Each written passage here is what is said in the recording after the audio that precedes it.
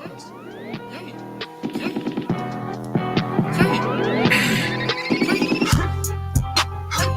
yeah. Somebody come get this nigga, he smoking that shit again. Still his bitch, but shit sad, I'm finna hit again. Load it up, send him home. I'm posted up, $1 million home. 10 lines on my account, I still can't call a bitch. Ain't do it all alone, but I still need all of it. Right around me into all of it. Bought my mama a crop bird, that shit won't.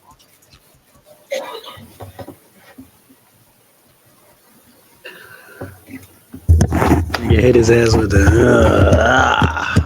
Whew. What's happening, people? It's your boy.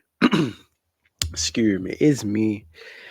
It's the one, the only Jalen, and welcome back to the Lazy Guys. How y'all been? Um, this is. I was hoping this was gonna be up by Halloween or the day of Halloween. Couldn't do it. Was having technical difficulties, so even still, happy Halloween. Hopefully I was out there doing costumes and whatnot, some good looking costumes. Um, yeah, I was busy trying to get this to work, so I wasn't doing nothing. I haven't. I don't think the last. When was the last time I dressed up? I don't remember the last time I dressed up for Halloween. Even if I did, I think the last thing I dressed up for Halloween was I think I was like a werewolf or something. And yeah, it was weird. I think I was like 8 or something. I think I was like in first grade or something. I think that was the last time I dressed up for like Halloween. I've never been to a Halloween party though, so yeah, you know. Now the more you know. You know what I'm saying?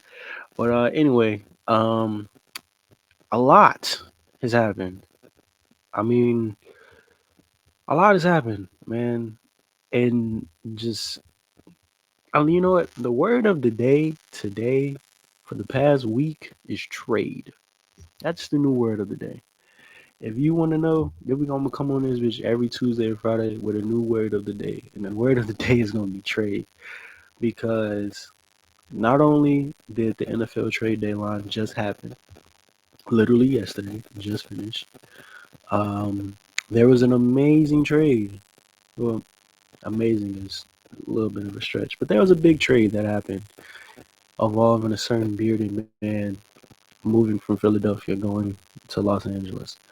Now, Um, also another thing before I even get into any, um, essentially just talking. I wanted to come on here and say one thing about how I'm gonna be structuring um this essentially. So obviously, before when I started this back up, it was week 3 NFL, and it was a lot easier. Sprinkling some basketball stuff here and there. Doing the standings predictions, doing my top 10 players going into the league. I mean, going into the years, etc., etc. All that stuff was amazing. Love doing it and continue doing it. However, um, basketball happens a lot more than football. So here's gonna be the thing. I've debated about this quite a bit, going back and forth with myself, talking to some people, and the way I'm going to do this is in terms of like recapping basketball, like NBA basketball, opposed to just doing it how I usually do. Cause I think probably the only time that I'll actually go over every fucking game was the opening week because it was just the first time we've had NBA basketball in forever. I wasn't covering the preseason because I really didn't care too much about the preseason. And obviously opening week is you get your first real impressions of everyone, new roster, new team, players that you've been questioning about, players that you wanted to see, etc., etc., etc. So that is probably going to be the only time I'm ever going to cover every single game. Other than that, going forward, it will be strictly just me um, going over the games that happened last night. unless something crazy happens over the weekend or something that happened like 2 3 days ago. So like I'm recording this. It is currently November 1st. It's the first of the month. Make sure y'all do y'all Playboy Cardi ish. But it is currently November 1st. If like we've had two people drop 50 over the weekend. Zach LaVine dropped 50, and basically Luka Doncic dropped a 50-point triple double. And before the James Harden shit happened, it was essentially this whole little first half was just gonna be me talking about Luka and the crazy stretch that he's been on, all the crazy performances that's been happening over the weekend. But because the James Harden shit happened, and because we had actually some decent games that happened last night, I really can't talk about that without there being too much of old news because it's come and went, it's come and gone. You know, I can't really stress too much on it. However, I will try to be more on top of that stuff going forward. So unless it's like crazy performances that happens or like a major storyline that happens, 9 times out of 10, I probably won't be covering every single game. Um, or like I won't be covering every single game. Going on from Tuesday to Friday or Friday next to the going on to the next Tuesday because there's just too many damn NBA games. That's I think that's just is just strictly like there's it's currently games going on right now, and I'm not going to be able to record. I'm not going to be able to cover that many games without having to do a pod literally the very next day. And it's stuff that I have to do for this that doesn't involve basketball, which I'm gonna let when it comes out. When it comes out, I want it to be a little bit surprised. But I have two videos that are coming out that has nothing to do with sports. It's two album reviews that are coming out. So yeah, I can't. I essentially can't, and I don't want to do too much. Essentially, of having a pod damn near every day because I just can't do that, especially with the work about to be starting back up. It's gonna be virtually impossible. So just wanted to get that out there. Just going forward, it'll strictly just be games that happened the night before, and then give my takes on games that are happening tonight, predictions, whatever, and so forth. To look at matchups that I'm interested in, and then do that. Football is still gonna be the same. It's still gonna be week 9, 8, 7, whatever. I'm going for it. I'm still doing a week 8 review in this one, so I'm gonna go over the trade deadline and then go over week 8 recap, and then that'll essentially be it once I talk about the James Harden. But yeah, I just wanted to get that out there to y'all, um, just to essentially give a structure of what's going to be going forward for trying to balance basketball and football going forward. Now, when football ends, it'll be right around the All Star break. And oh my God, I just remembered the in season tournament is happening this Friday. So it's gonna be even harder. It's gonna be like even more because I kind of have to. You want to cover that. So that'll probably be the only time. The in season tournament is probably gonna be the only time I'm gonna go over all the games because I kind of got to because it's the tournament. But yeah, that'll be when I go over all that stuff. But yeah, I'll that'll happen when it happens. But yeah, um, I rambled on enough. Before I even get into it, make sure you guys like, comment, subscribe, post noties, all that good stuff. Thank y'all for being so patient with me as always. Love you guys. And let's just talk about this bearded man going to LA. James Harden is a Los Angeles Clipper now.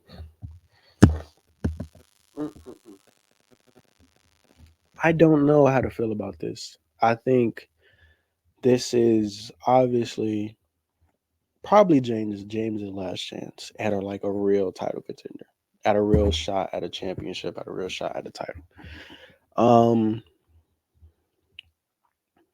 if for some reason the Clippers don't win this year, and I don't, if you go back to my predictions, which you should listen to, I had the Clippers being a top, I believe, 4 seed in the West, but that's strictly if they're staying healthy. Strictly if they're healthy. And I know a lot of people was asking, oh, what about the Pelicans? I don't know if I talked about this already, but asking about, oh, I forgot about the Pelicans, and we didn't mention the Pels. This time it's a rule. I don't think Zion's going to be healthy enough for them to even make a considerable run at a playoff spot, let alone being in a play-in team. Now Zion is healthy, and they do what they did when he was healthy, and they were a top 3 seed in the West. I don't think that'll be the case this year, but if they're a top like 4 or 5 seed in the West and Zion's healthy, everyone's healthy, then yeah, I'm not. I'll gladly apologize and be like, okay, yeah, I don't. I want that team to do good. I want Zion to do good. I am a Zion Williamson fan, and I want him to be successful in his career. Being the main advocate for let young players develop and give young players time. He's one of the biggest young players that I'm talking about when I say that. Is that let that young man develop, let him get time, and it's not even really about developing. He has the game, he can put up the points, he can put up the numbers, he can put up the stats. It's just simply just strictly health with him. So, but yeah, the Pels and the Clippers are literally in that same boat in terms of if they are healthy, they are some of the best teams. They're two of the best teams in not just the Western Conference, but in all of the NBA. Strictly healthy. And what the Clippers did, they got another superstar that is known for not only just being injury prone at the worst imaginable times, but also come playoff time, James Harden is a known choker. I don't like using that word too much, but James Harden, when it comes to the playoffs, he is known for underperforming. That is his whole shtick. That is his whole thing.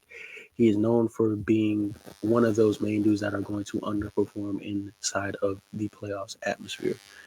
I think there's been a multitude of theories as to why he continuously underperforms. Some people say, you know, mentally he isn't there. Free throw line, his ability not to get to the free throw line as much because the refs swallow their whistle a lot more, and the game is a lot more physical. It's a lot slowed down, the pace, and yada yada yada, all that stuff. So essentially all the shit that works in the regular season is not going to work in the playoffs. I don't think it's a clear one thing that explains why James Harden is not that great in the playoffs. I think it's just strictly just a multitude of things. Bad luck, um, also injuries, another thing, whether it be to him or his teammates, and just underperforming, just not showing him when he needs to. So I think it's just a multitude of things. I don't think it's one pinpoint thing where you can just say, James Harden, this is why you're so bad in the playoffs. No, I think it's a multitude of things. But looking at the trade, we have. Did I screenshot this twice? That's so disgusting. Looking at the trade, we have the Sixers acquire Marcus Morris, Nicholas Batum, Robert Covington, KJ Martin, multiple draft picks, a pick swap for 2028. Essentially just a bunch of draft picks, a bunch of players, a bunch of role players off the bench, 4 players off the bench. And then the Clippers will receive James Harden and PJ Tucker. Now, I wish this wouldn't have happened at 2 a.m. because I would have loved to done a wake up call on this. To imagine your first wake up call being a huge trade like this, I think that would have been amazing. But granted, it was at 2 a.m. I was up doing the thumbnail for this video, and once it happened, I immediately started like looking up pictures and started working on the thumbnail. Because it's just for the simple fact that no one is up at 2 a.m. And the people that are up, they're not gonna go watch crazy ass YouTube video about James Harden getting traded. So I figure I'll wait. Essentially because it happened on a Tuesday. If this would have happened like on a Saturday or something, maybe I would have done it.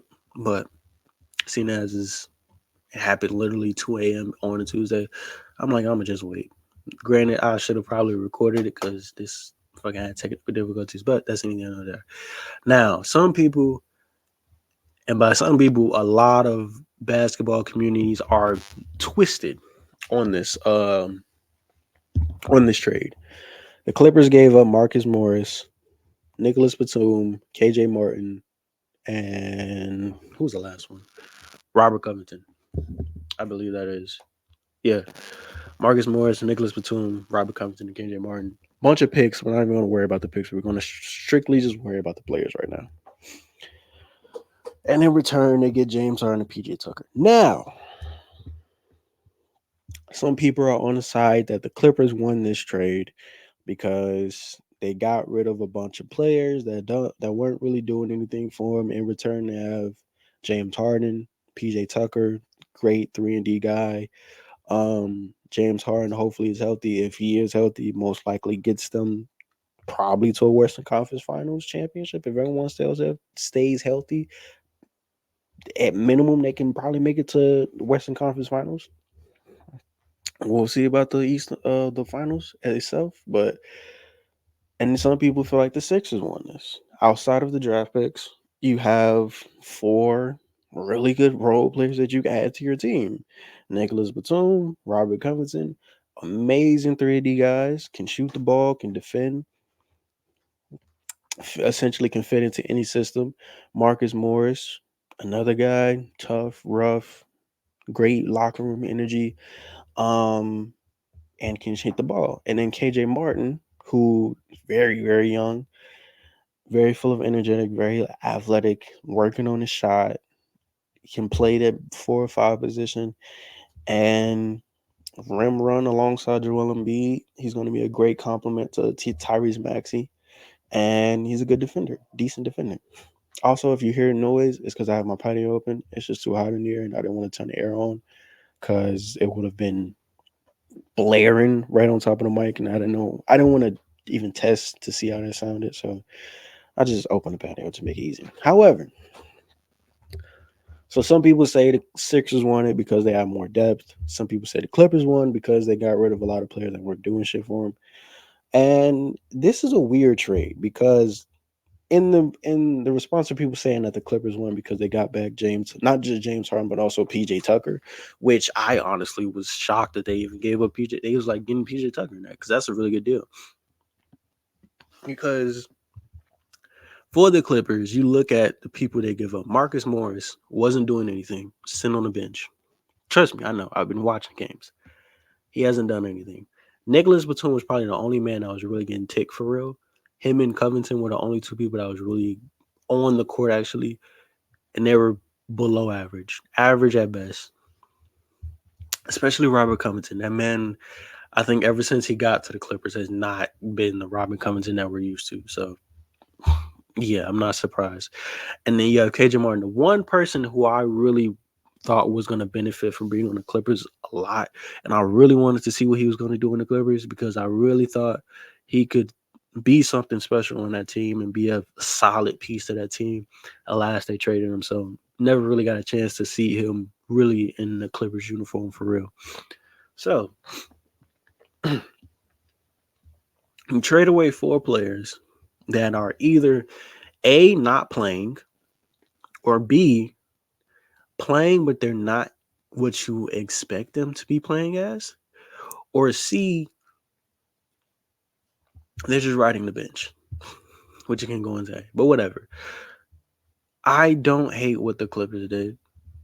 They essentially got rid of 4 players that they weren't using really. The only player that they were really using was Nicholas Batum and Robert. Only players they were using was Nicholas Batum and Robert Covington, and even still, they weren't playing great for them. So for all the people that are saying like, "Oh, the Clippers gave up too much," hold your horses, because that too much was essentially players that weren't doing shit. And I would not be surprised if they go to Philadelphia and they do the same thing that they did in the Clippers. I would not be surprised if Marcus Morris is riding the bench. I would not be surprised if KJ Martin rides the bench because they also have Mo Bamba there, who was also riding the bench. Like I, not riding the bench, but Mo Bamba is also playing and fighting for minutes alongside Reed. So that's why I'm not. I would not be surprised if KJ Martin. They're probably gonna play him at the 4, maybe play him alongside Joel. Who knows?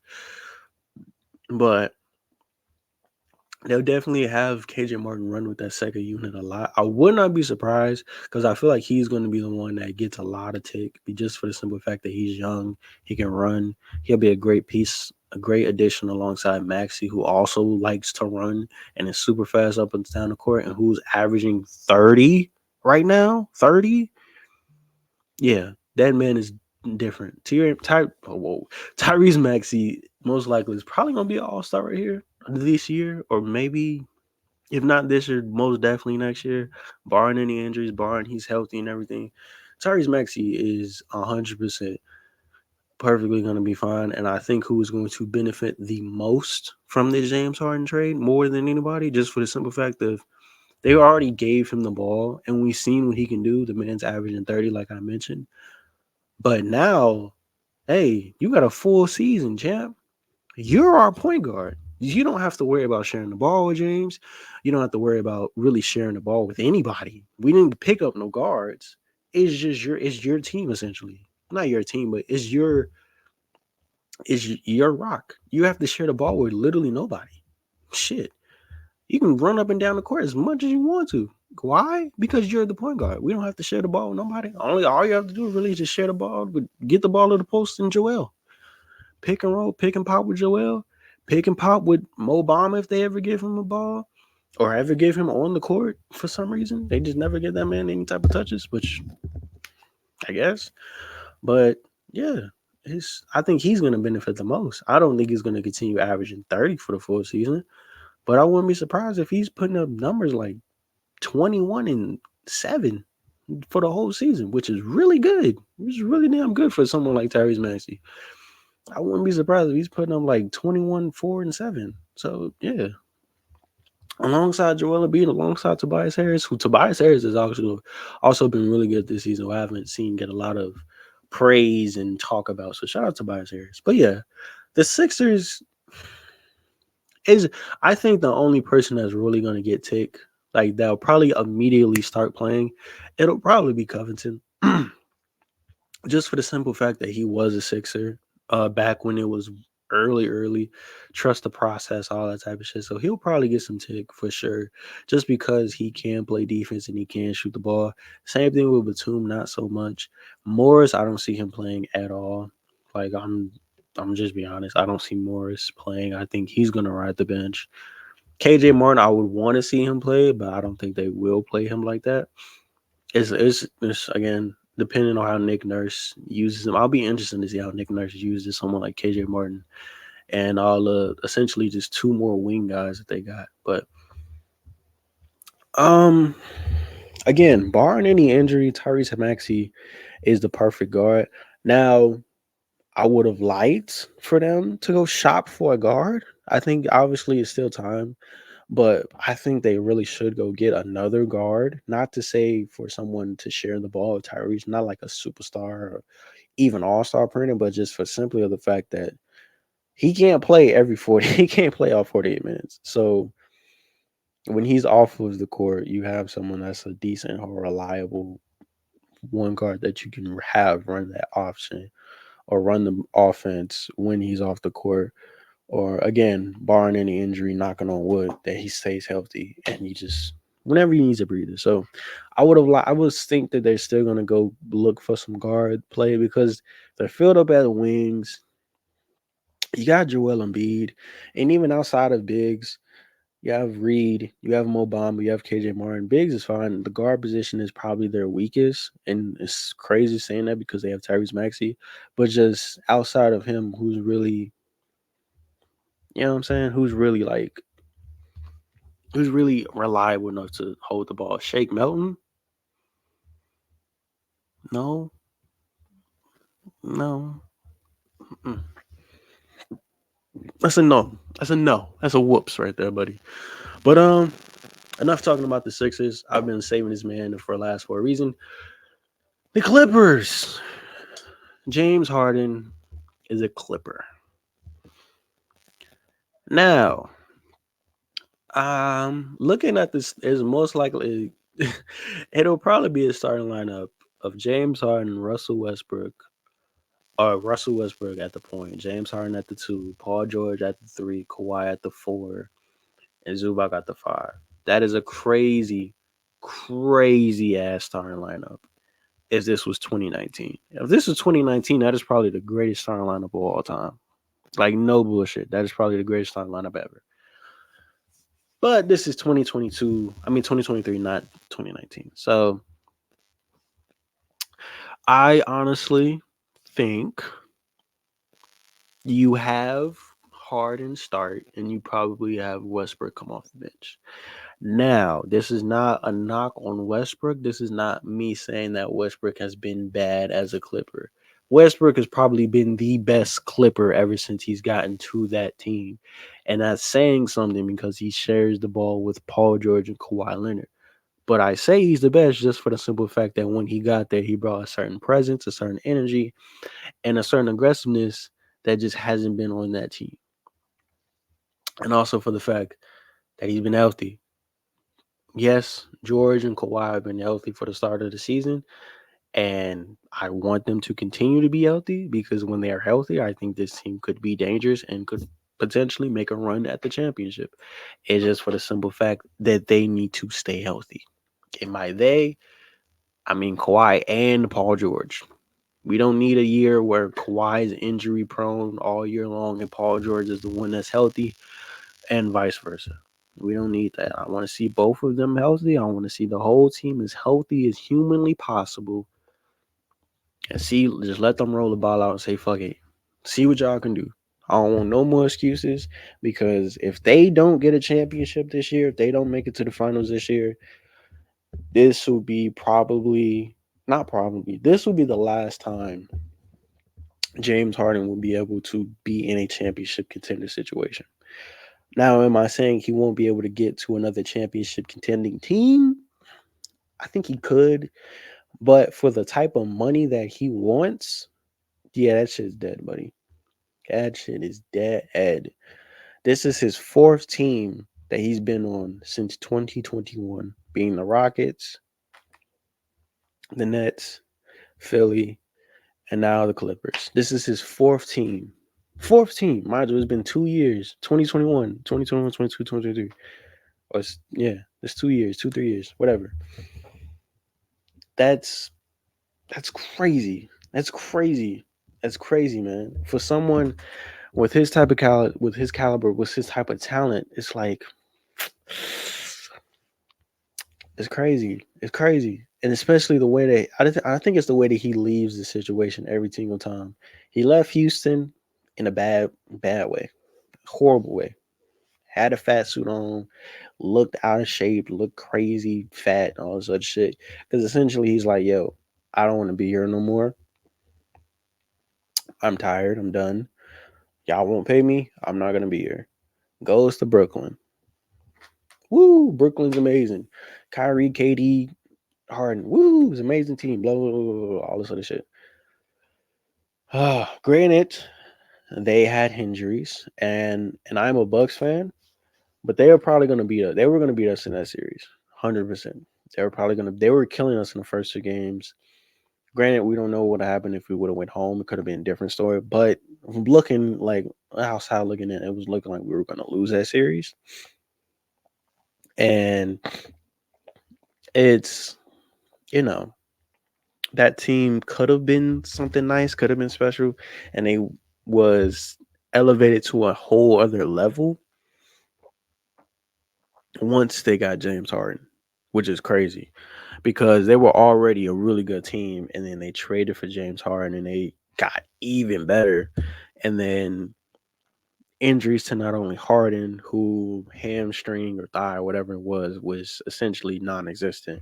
So he was playing at like 40%, 20%. Kyrie was out with a sprained ankle or something dealing with his ankle. I think it was a sprained ankle. It was really bad. So essentially, it was KD versus the Bucks, and we get that infamous, famous KD's big toe on the 3-point line, and they lose the series.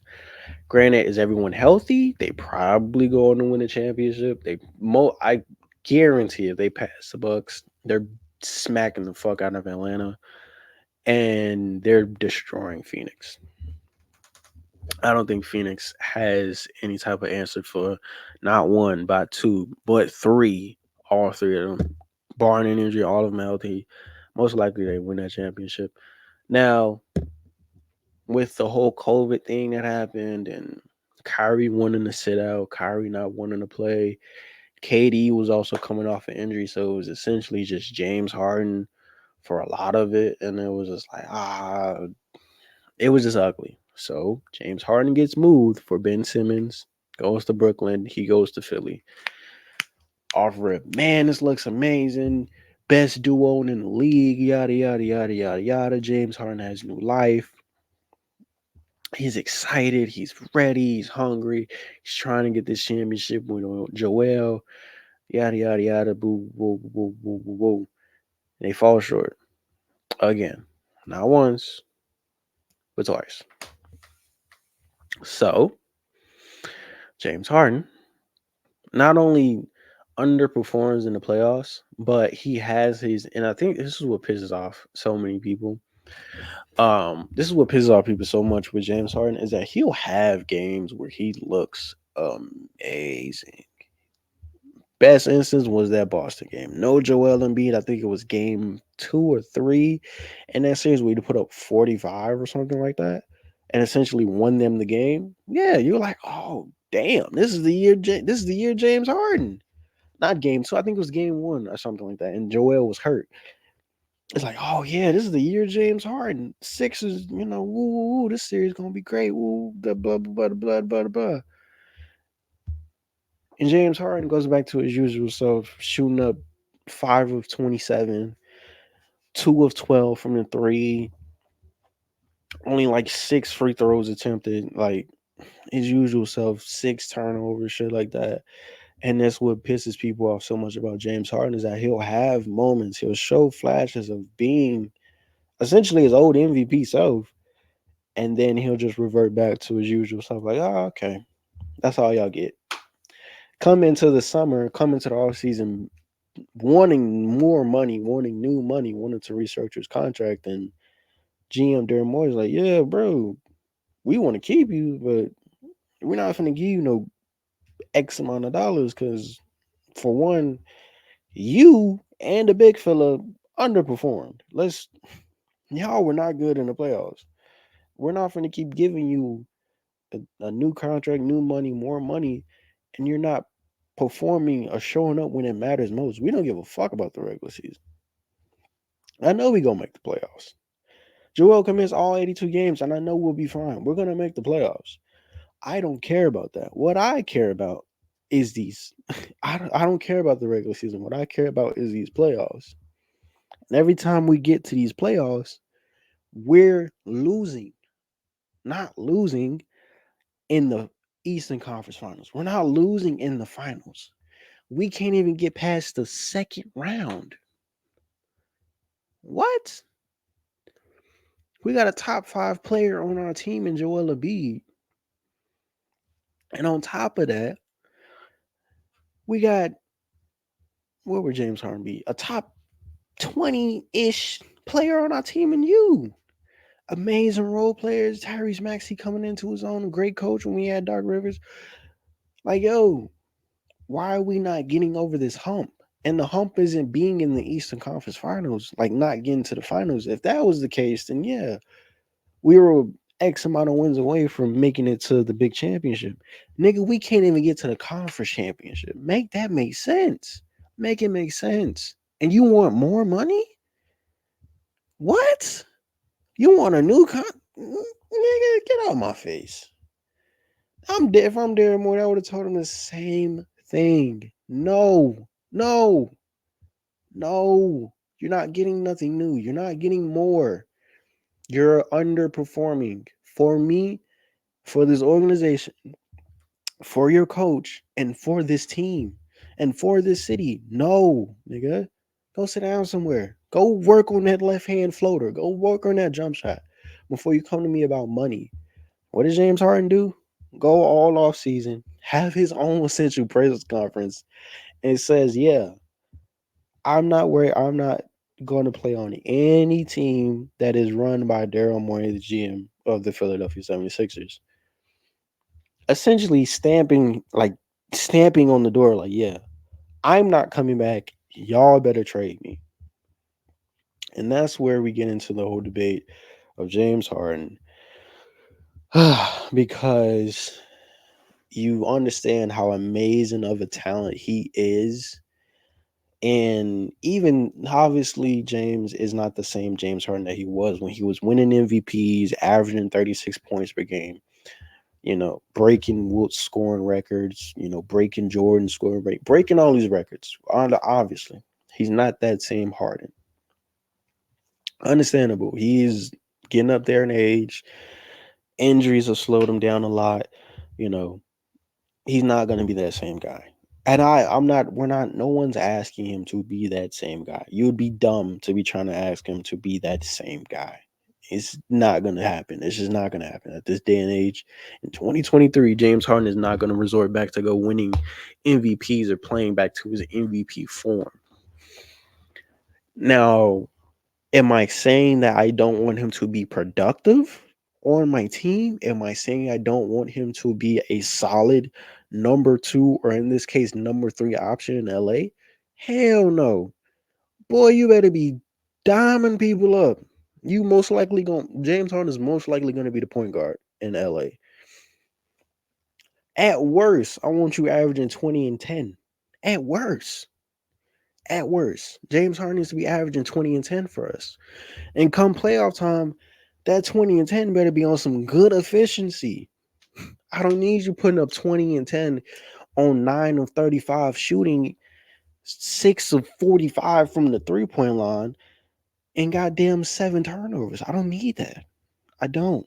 I don't. And also another thing, I need you to be as healthy as possible. I'm not saying you need to play every single game. I'm not saying that. I'm not. But come playoff time, please be healthy. Please be efficient. Please don't underperform.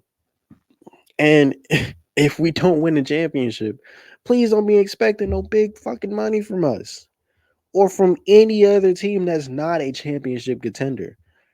Now, if James Harden wants to get big money elsewhere, I'm sure that the fucking Hornets would love to go give you big money. I'm sure they would love to give you that. But if you wanting to win a championship, if you're wanting to contend, let alone compete in this league, James Harden is going to have to take a big hard look at himself in the mirror and be open and honest with himself that I'm not the same dude I was back in 2018, 2019 when I won MVP. I'm no longer the lead. I no longer can be the number one option on a team and lead a team to a championship. That's two. And gotta be working on trying to figure out what's going on in these playoffs. Honestly, I think that's going to be the biggest issue is that outside of really Kawhi Leonard has shown that he can lead a team to a championship and not only perform, but essentially be the best player on the court in a championship run. Paul George, Russell Westbrook, and James Harden are very much well known playoff chokers. People that underperform in the playoffs. Putting them all on the same team is these playoffs are going to be very interesting. That's all I'm gonna say. These playoffs are going to be very, very interesting. Now, does this take down my against I guess standing predictions for the Clippers? No. I still think they're going to be a top 4 or 5 seed in the West. Hell, top 4 seed. I still think they're going to be that good. And I think James Harden makes them even better regular season wise, just for the simple fact that it's going to be hard as hell to try to not only guard James Harden, not only try to guard Paul George, not only guard Kawhi Leonard. If they have Russell Westbrook coming off the bench, you got to deal with Russell Westbrook. You got to deal with Norman Powell, Terrence Mann, Zubac, and all these. That team from top to bottom on paper is a scary team. That's one of the better rosters in all of the NBA. No questions asked. So I'm not worried about them in this regular season. A lot of the title contenders, championship contenders, I have no problem with them in the regular season. except for a certain team that I'll get into in a minute. But I have no problem with them in the regular season. I don't. I think they'll be good. I think they'll be perfectly fine. I think they will be perfectly a okay. Barring any injuries, everyone's healthy or healthy enough, they'll be fine. They'll be a. I'm fine with the Clippers being a top four seed in the West. If I'm the Clippers and I'm a top four seed in the West, that's perfectly fine with me. I could care less.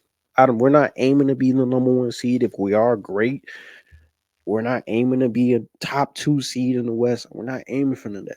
With them, the main focus is staying healthy, playing solid, good basketball, and being, I think, a top four seed would be fine in the Western Conference. That's the things I'm aiming for if I'm Tyler and the Clippers. I just want everyone healthy, everyone playing to the level that they can, probably even above it. Who cares? I don't care. And us making the playoffs. If they do that, sky's the limit for them. But another a thing that is gonna be tough is just once we come playoff time. Obviously, matchup is gonna matter. So first round wise, they could possibly see the Kings, depending on what seed that. Let's say they're the second seed, and you got the Thunder as the seventh seed. They could see the Thunder. Who the fuck? It depends on the matchup. So I'm not gonna go as far as to say, oh, they're gonna make it all the way to the finals or anything like that. I want to see what matchup they have. And also, we got to see James Harden play because he hasn't played yet. Excuse me. But yeah, I just want to see what he looks like. I want to see what he looks like. Now, lineup wise, I think, and I mentioned it earlier, obviously, but I think you have Russell Westbrook come off the bench. Now, I don't think it's because he's bad. I don't think he's not to say he's not a starter caliber of a guard. Not to say he can't be a starter on a championship team. I think he can, but I think if you want to make the most out of the situation, you start Harden at the one, put in Terrence Mann or Norman Powell at the two. Really up to you. It doesn't matter which one. I would probably put in Terrence Mann, but I wouldn't be mad at Norman Powell either. And then obviously Kawhi, PG, and Zubac. That lineup alone is still very scary. If you want to start Westbrook, fine.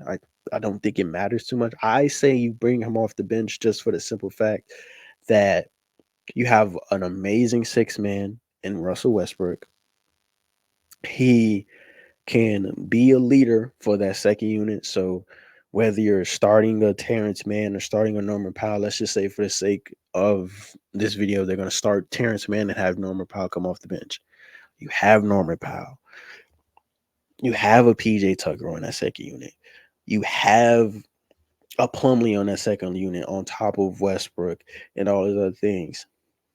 That's a very good, solid team that can make some noise. Now, obviously, what Harden brings, everyone knows how Harden plays.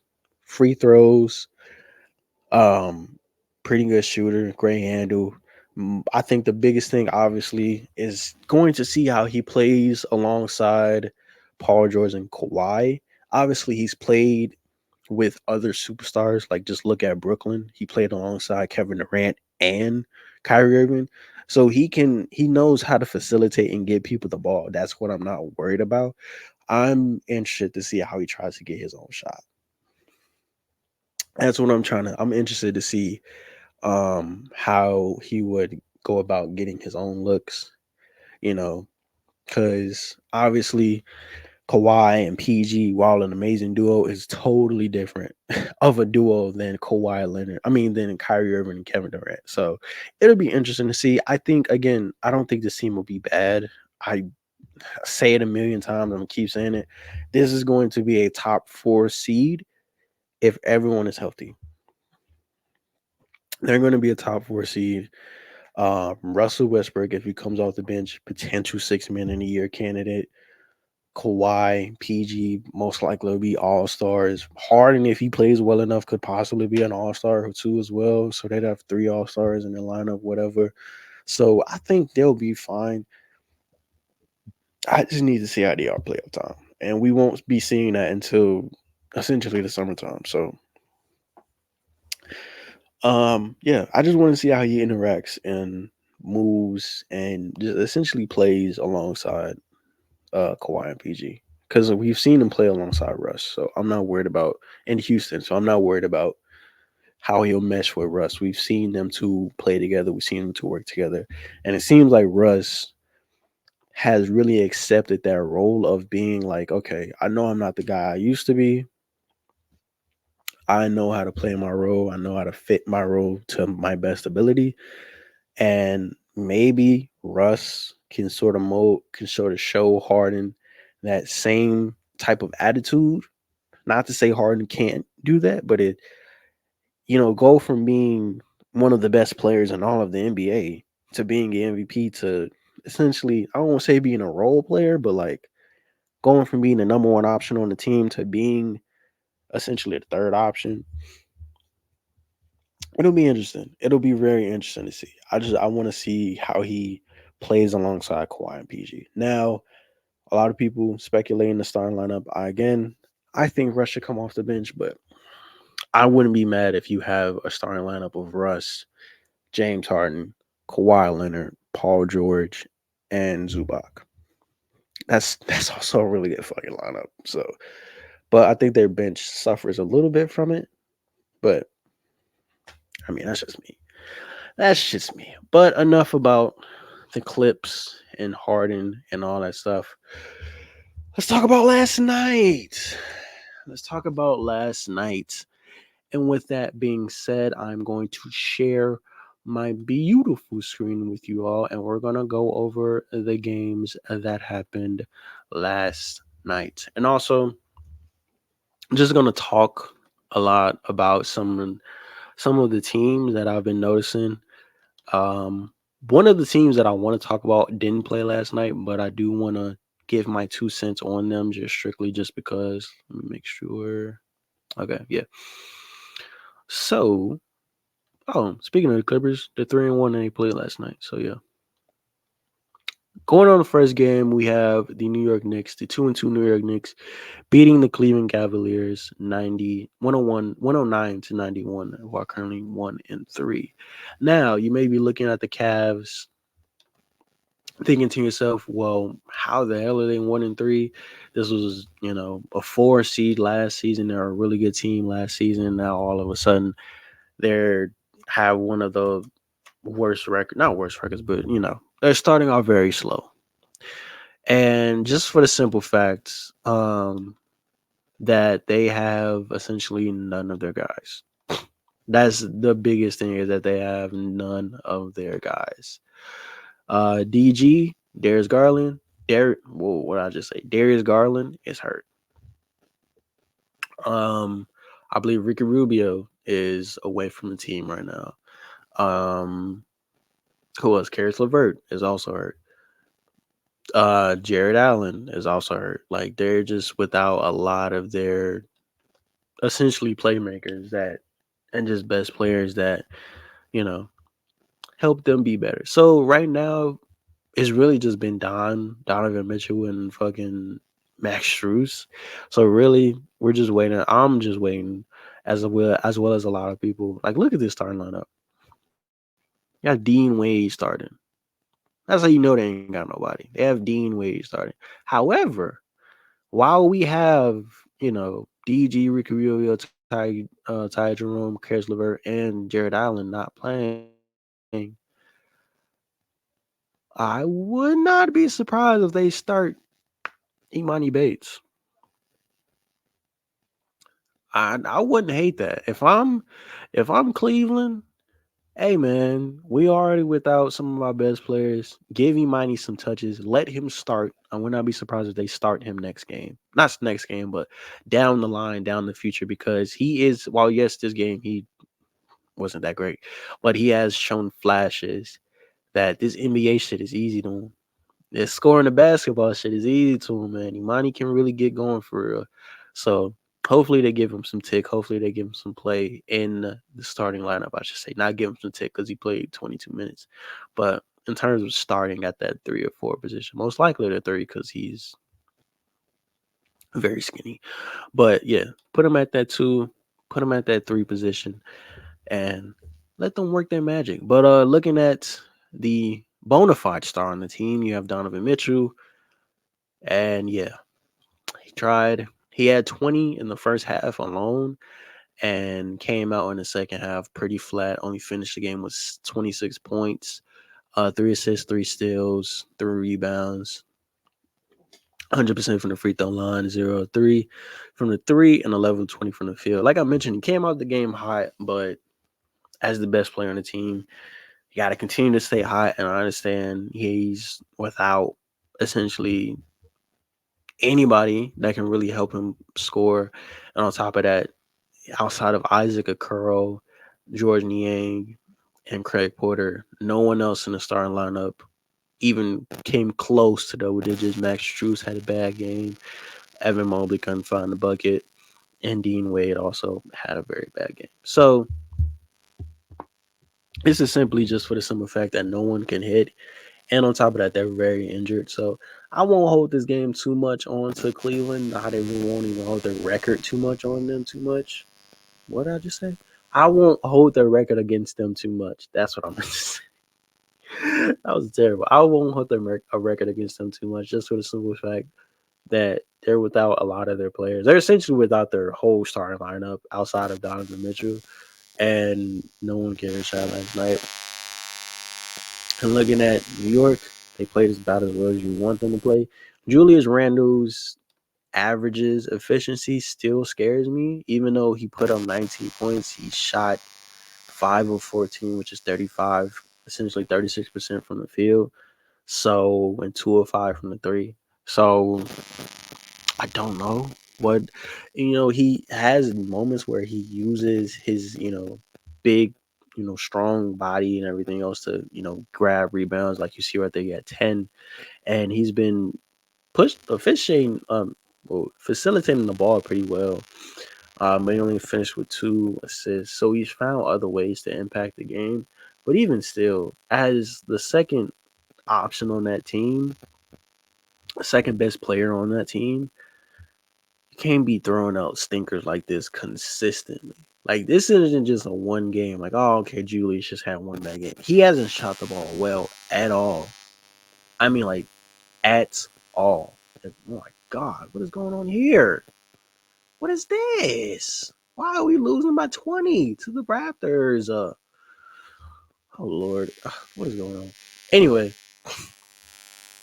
but yeah, Julius Randle has not shot the ball well at all. RJ Barrett has had his moments. He shot basically 40% from the field, 3 of 5. Finished the game with 16 points. Mitch finished the game with 8. Quentin Grimes couldn't get it going, but Jalen Brunson and Emmanuel quickly both had 19 and 18 points respectively. Quickly off the bench. Obviously, they want to keep him off the bench as that second unit, but it gets to a point where it's like, bro, you got to start this nigga. He's kind of in that Cam Thomas situation, except he's not putting up 30 every single game like Cam Thomas is right now, who right now is averaging like 36 points or 33 points per game. I'm sorry. Like, I saw that, took a screenshot of it immediately. Thought it was a wild shit I ever seen. Cam Thomas is the best scorer in the NBA right now, which is crazy to me.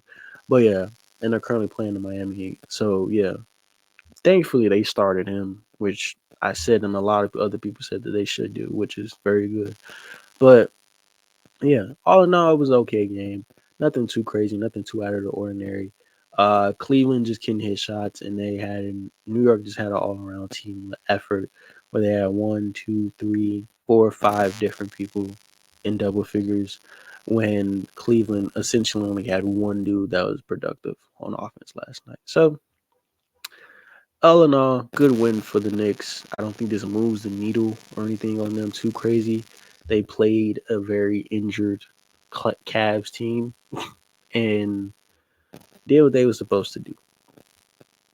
Now, on to game of the night. I didn't watch the Knicks game live, but I watched this Spurs game live. And when I tell you I was this close to turning it off, like I was this damn close to turning it off. Going into that fourth quarter, I was like, the Suns are up by 20. There's no need to really watch the rest of this game. I was going to turn it off and just put on some YouTube and get ready to relax and go to sleep and get ready to do this tomorrow. But then I catch myself glimpsing at the TV. The lead goes from 20 to 15. I'm like, okay. 15 down to 12. I'm like, okay. 12 down to 7. I'm like, oh, okay. Now it's a 5 point game. Now it's a 3 point game. Goes back up to 5. Now the game is tied. I'm like, what the? Wait a minute. What just happened? They were up by 20. Why is the score tied? What just happened? And then all of a sudden, Kevin Durant gets doubled on the baseline as they inbound the ball. Keldon Johnson rips the ball out of his hands. Goes get a tough layup, which should have been an and one, by the way, and essentially wins them the game. Katie misses the potential game winner, clanks off the front side of the rim, and the game was over with. I shit you not. When Keldon Johnson got that steal, this was my face when I saw him go lay up. I said, just like that. I said, there's no way. For one, the Spurs came back and won, being down 20 to the Suns, who was essentially just coasting the whole game. Granted, they are without Bradley Beal and without Devin Booker again, but this is still one of those teams that y'all should handily beat, which they were doing. Now, this brings up the question: how injured is fucking Bradley Beal and Devin Booker? During the game last night, Devin Booker joined the broadcast and they asked him about his ankle. He said, "I should be fine and I should be coming back." He said, "How fast?" I think they asked him, "How fast or how soon do you plan on coming back?" He said, "I'll be coming back fairly soon, like sooner than usual. Everything's going fine. I should be back out there very soon." Very soon. Okay, great. Obviously, didn't talk to Bradley Beal. He was there at the game, but didn't have him on broadcast, so couldn't know. However, this is somewhat of an issue. This is kind of an issue because giving up a 20-point lead to a young, very young, in fact, the youngest team in the league, the Spurs, who just came off getting dropped off by 40 to the Clippers. I mean, not to the Clippers, to the Thunder, literally the day before. It says a lot. No one, it says a lot about that Spurs team who we're going to be seeing a lot of. What I mentioned earlier, like way earlier when I was talking about opening week, because obviously they got this man, Wimbenyama. They have this man. So we're gonna see a lot of Spurs basketball on prime time. If you're wondering why we're gonna get a lot of Spurs basketball on prime time, why we're gonna be seeing them on TNT, why they're gonna be getting a lot of prime time games on ESPN, it's strictly just for Wimby, which I don't have. I don't have a problem with because I like this team. And the more I'm watching them, the more I'm actually starting to really like. Okay, I see what Pop is going on. Pop is, I think, one of my favorite coaches in the league, just for the simple fact that he's taking this young team and giving them purpose. Like this team is it's young. They're gonna make a lot of dumb mistakes. They're not gonna be great. But man, they gonna play their ass off. They are going to play their little asses off just for this fact that they're playing for Greg Popovich. So shout out to the Spurs, man. But yeah, I shake my head because it was so weird. This was such a weird game. It was such a weird game because for the simple fact that it looked like everything was going according to plan, everything was good. Katie was moving the ball very efficient, or shooting the ball very efficiently, I should say. 12 of 19, shot 50% from the free throw line, hit 1 3, was getting any shot he wanted to essentially. Had 2 rebounds, 7 assists, 2 steals, 5 turnovers. That wasn't more just. I don't think that was more he was making dumb passes. It was just for the simple fact that teams, when it's just KD out there, they're going to double him. And for the simple fact that the very last possession, what I mentioned earlier, no one came back to the ball. That last possession is not Kevin Durant's fault. A lot of people use that excuse where all KD can't play make, can't, make tough decisions, can't move the ball. I agree with you. Kevin Durant is not the best passer, he's not the best playmaker in all of the NBA. That is 100% a fact. But last night he was moving that bitch. He was finding the shooters. He was finding open shooters. He was finding cutters. He was finding Grayson Allen a lot last night, who finished the game with 19 points and was shooting the ball very well from 3 of 5 of 7. So yeah, he was finding shooters. He was finding his men open. It's just for the simple fact that teams, when they see it is just strictly going to be Kevin Durant out there, they know that they can go double him and he is going to turn the ball over. Not for the simple fact of making passes. Well, he can't make passes. It's for the simple fact that his teammates don't run to the ball when he's coming and telling, hey, come get the ball, come get the ball, come get the ball. Also, another thing, Kevin Durant picks the ball up way too early a lot. I noticed that too. Kevin Durant, he will pick up the ball, one dribble, sees a double. Niggas start looking around like, ow, don't know what to do with it. I noticed that a lot too. So it's a mixture of both. But last night was not Kevin Durant's fault. Nobody, and I should, the dude that inbound the ball, I think Nurkic just ran down the court. Nurkic ran down the court. Like when the whole thing about when you're getting trapped, a full court trap or facing a full court trap in basketball, you're supposed to have one person at half court.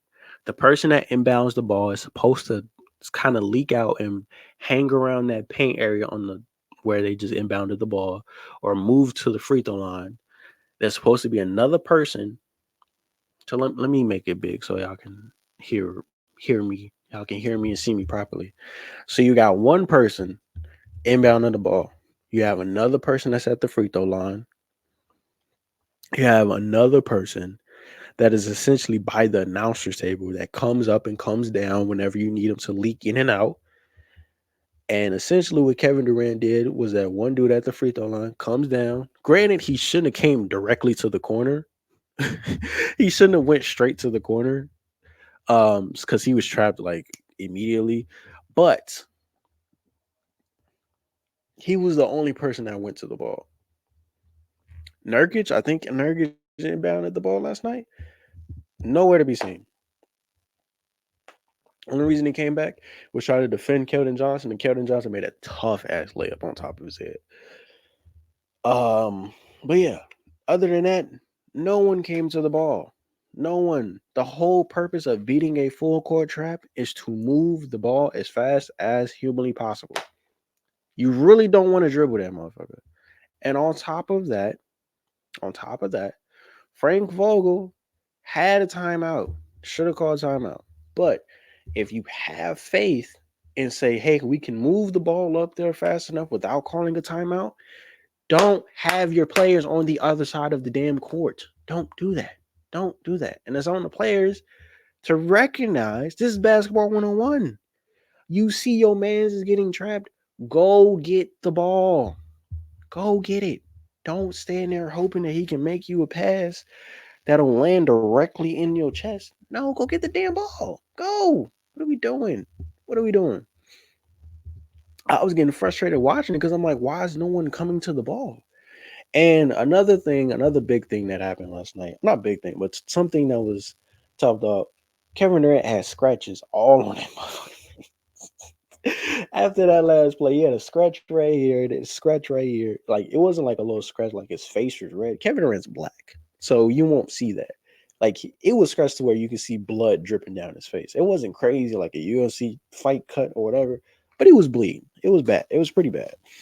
So he was trapped by Trey Jones and Keldon Johnson, and Keldon Johnson obviously ripped the ball out of his hand and went to go lay the ball up, the game-winning layup.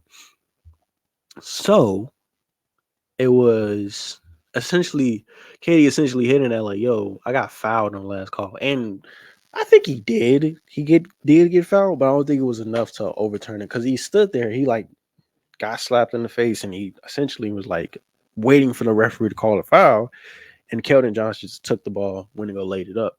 So, and even after the game, Trey Jones and Keldon was like, "Yeah, we didn't foul that nigga. And if we did, it wasn't that crazy. Like, be fucking for real."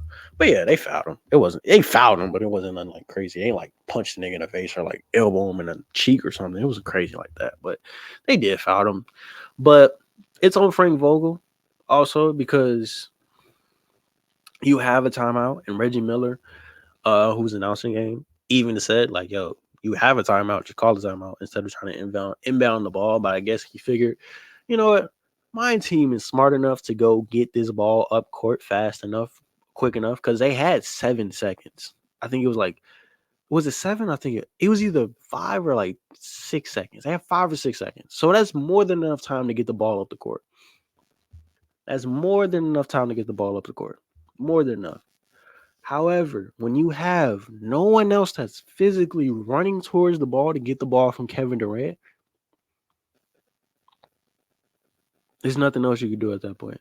There's nothing else you can do at that point. So it was tough. It was tough. It was crazy because I did not expect this game to be close, let alone that the Spurs were going to come back and win this game.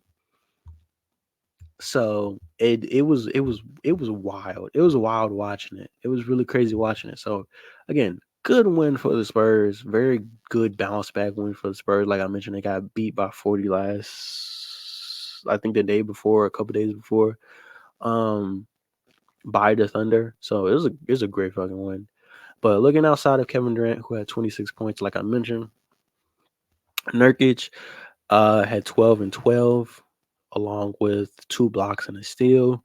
Grayson Allen, who I mentioned, was shooting the ball very well, which you want to see from him. 5 of 7 from three, has 7 rebounds and 3 assists, along with a block, 19 points.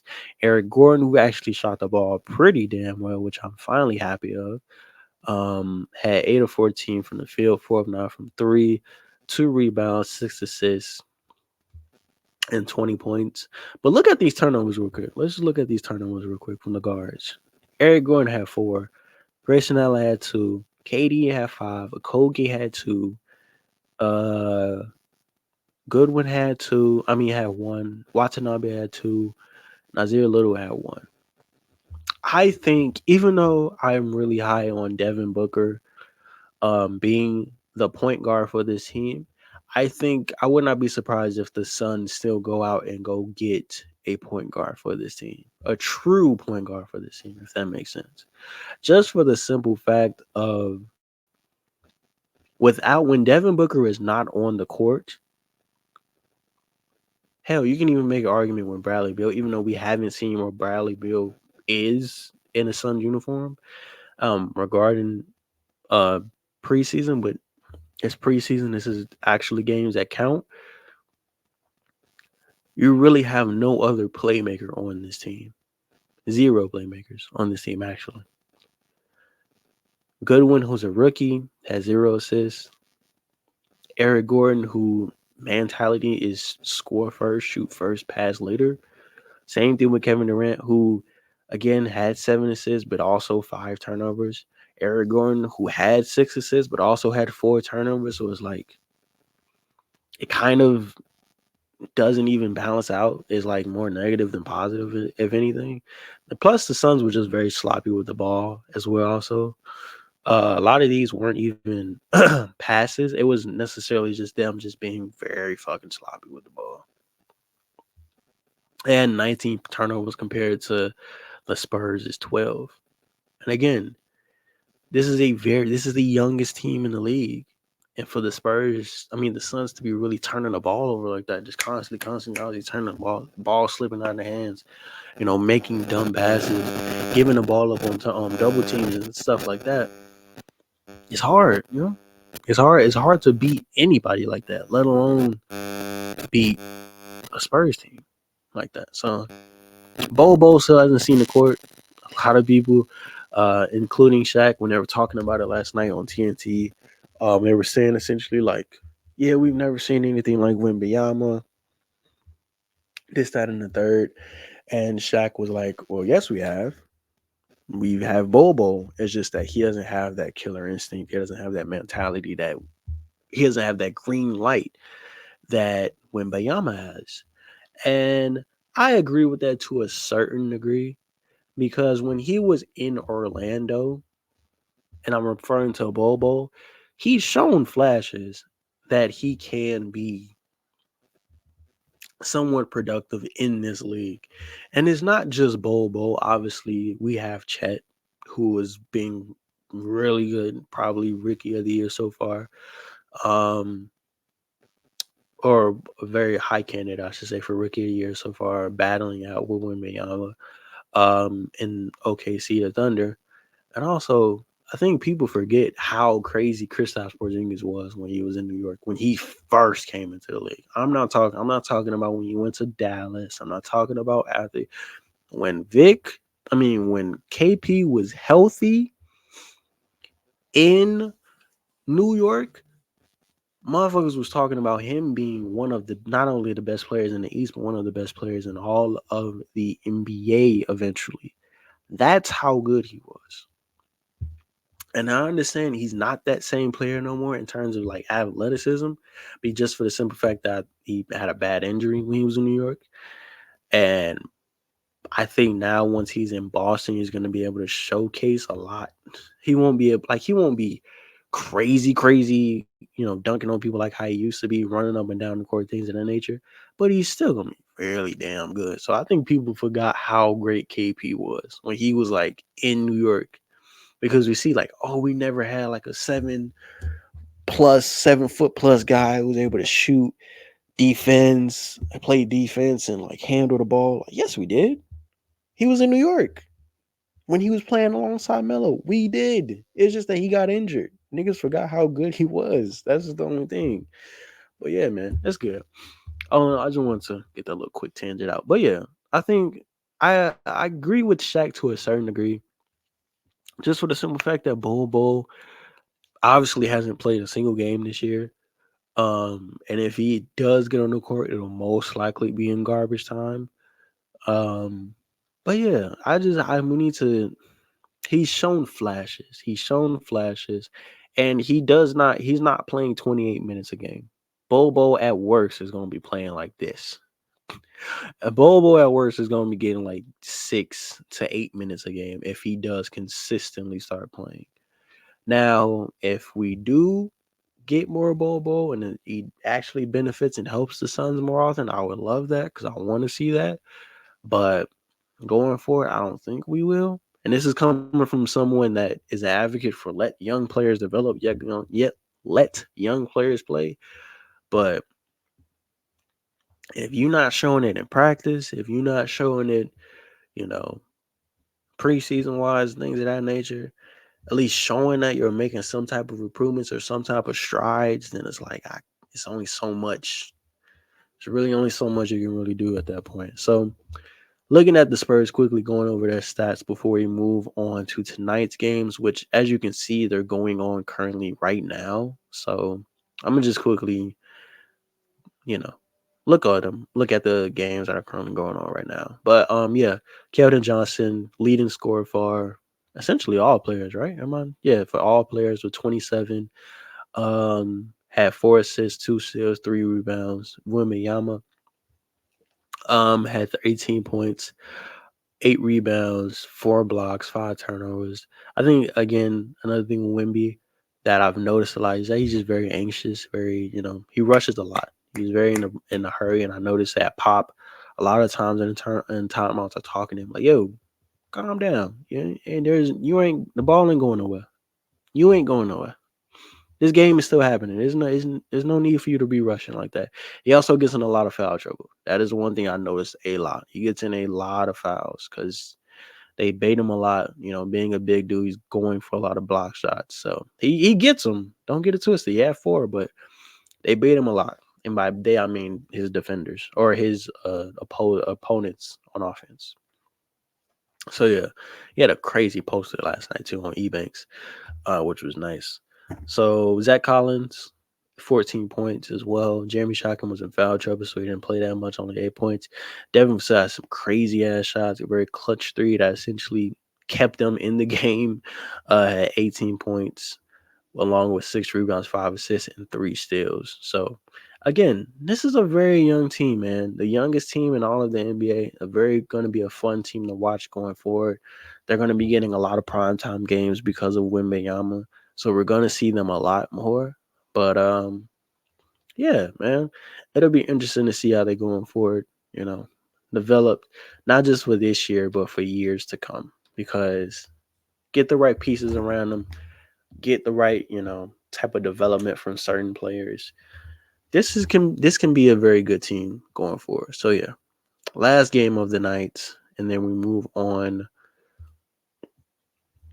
essentially to the trade deadline because I know a lot of people want to talk about that. A lot of people want to talk about that. Excuse me. And yeah, essentially we're gonna do that week 8 recap. Okay, so yeah, Orlando Magic lose to the Clippers. Oh, the Red Hot Clippers, who are currently 3-1, beat them 118 to 102. Magic just couldn't get the ball rolling. And just looking at these stats alone, just wasn't able to shoot the ball well and just couldn't really get any type of offense moving. Opposed to obviously the Clippers, who was just red at last night. Chris Paul George led all scorers with 27, had 2 steals, 7 rebounds, 7 assists, shot 8 of 17 from the field. Kawhi shot pretty bad from the game, but also was making it up in other aspects of it with 3 assists, 8 rebounds, 2 steals, and at a plus minus 18. So he was playing pretty solid defense. They're starting Boris Highland, really. Hmm, that's interesting. I get I get why they do it because Terrence Mann isn't here, but nah, I would have thought they would have started Norman Powell over him. I mean, they both productive. They both had 17, so I'm not. It doesn't matter, but that's interesting. That's very interesting. But yeah, Bones Highland, who a lot of people had as rookie of the year candidate, which I mean not rookie of the year, 6 man of the year candidate, which probably will once they insert James Harden into this lineup, and then once Terrence Mann comes back. Um, but yeah, this is interesting. Hmm, I didn't know that. But yeah, 17 points on the night, a steal and 3 assists. Russell Westbrook shot the ball pretty well. 6 rebounds, 7 assists, 5 steals. Jesus Christ. 1 block, 18 points. Norman Powell also off the bench had 17 points. Shot the ball very well. 3 rebounds, 3 assists, no steals, no blocks. All in all, great game for the Clippers. And I think they're currently playing right now. Did I see him up here currently playing? Or am I tripping? I guess I'm tripping. But yeah, let's just look at the games quickly that are going on right now. It'll be hard. It'll be kind of pointless to give my predictions on who will win because they're currently there's games in like the halftime. So it's pointless, but I will quickly just go through them. I won't like look at stats or anything because I still have to talk about the trade deadline and still have to talk about week 8. But yeah, we're just gonna quickly go through these games. We have the 2-2 Detroit Pistons, who really should be like undefeated going forward. These motherfuckers have been playing amazing, amazing, and I've been very happy with from what I've seen from the Detroit Pistons. Not only from them, from my boys, my Jalen boys. And you may be confused, like Jalen boys. Who is the Jalen boys? I'm glad you asked. You got Jalen Brown, Jalen Brunson, Jalen Williams, Jalen Duran right now, who's going crazy, who's fucking younger than me, breaking LeBron records right now as a rookie. Or not rookie, but as a second year guy. He's been going crazy right now. I'm trying to think any other Jalen's in the league that'd be going crazy. Let me see.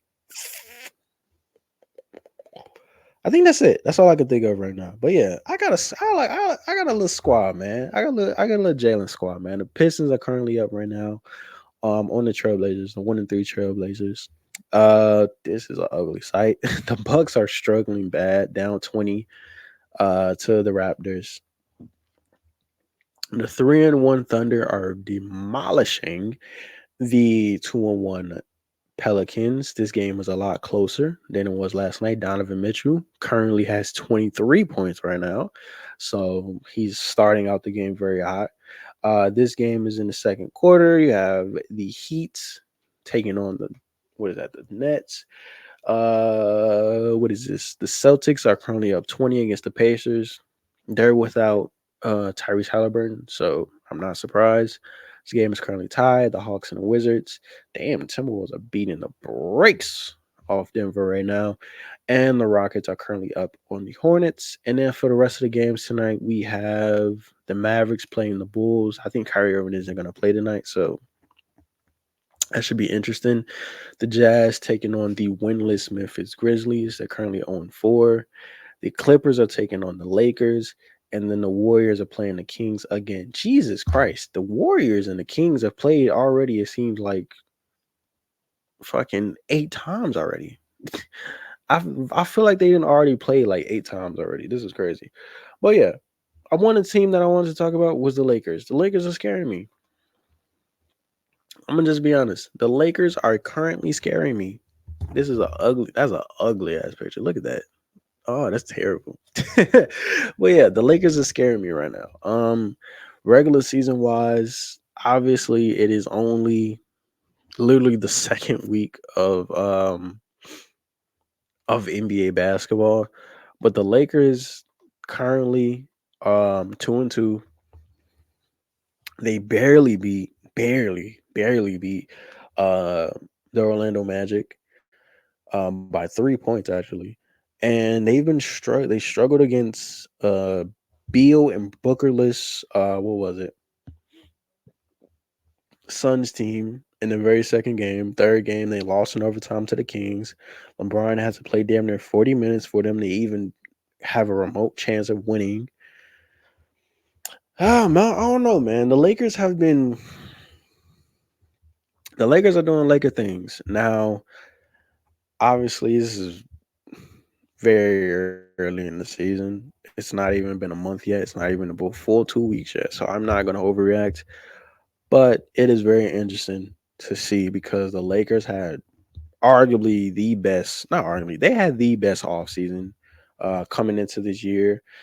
But, but a lot of people ask me why I didn't have like the Lakers be a top 1 seed, top 2 seed, whatever the case may be, just for the simple fact that one, injuries, and two, um, I I don't want to say I predicted that they would fall off. It's just for the simple fact that I wanted to see how well they were going to mesh together with the new acquisitions being the Gabe Vincents, being the Jackson Hayeses, the Cam Reddishes, who have all been ass.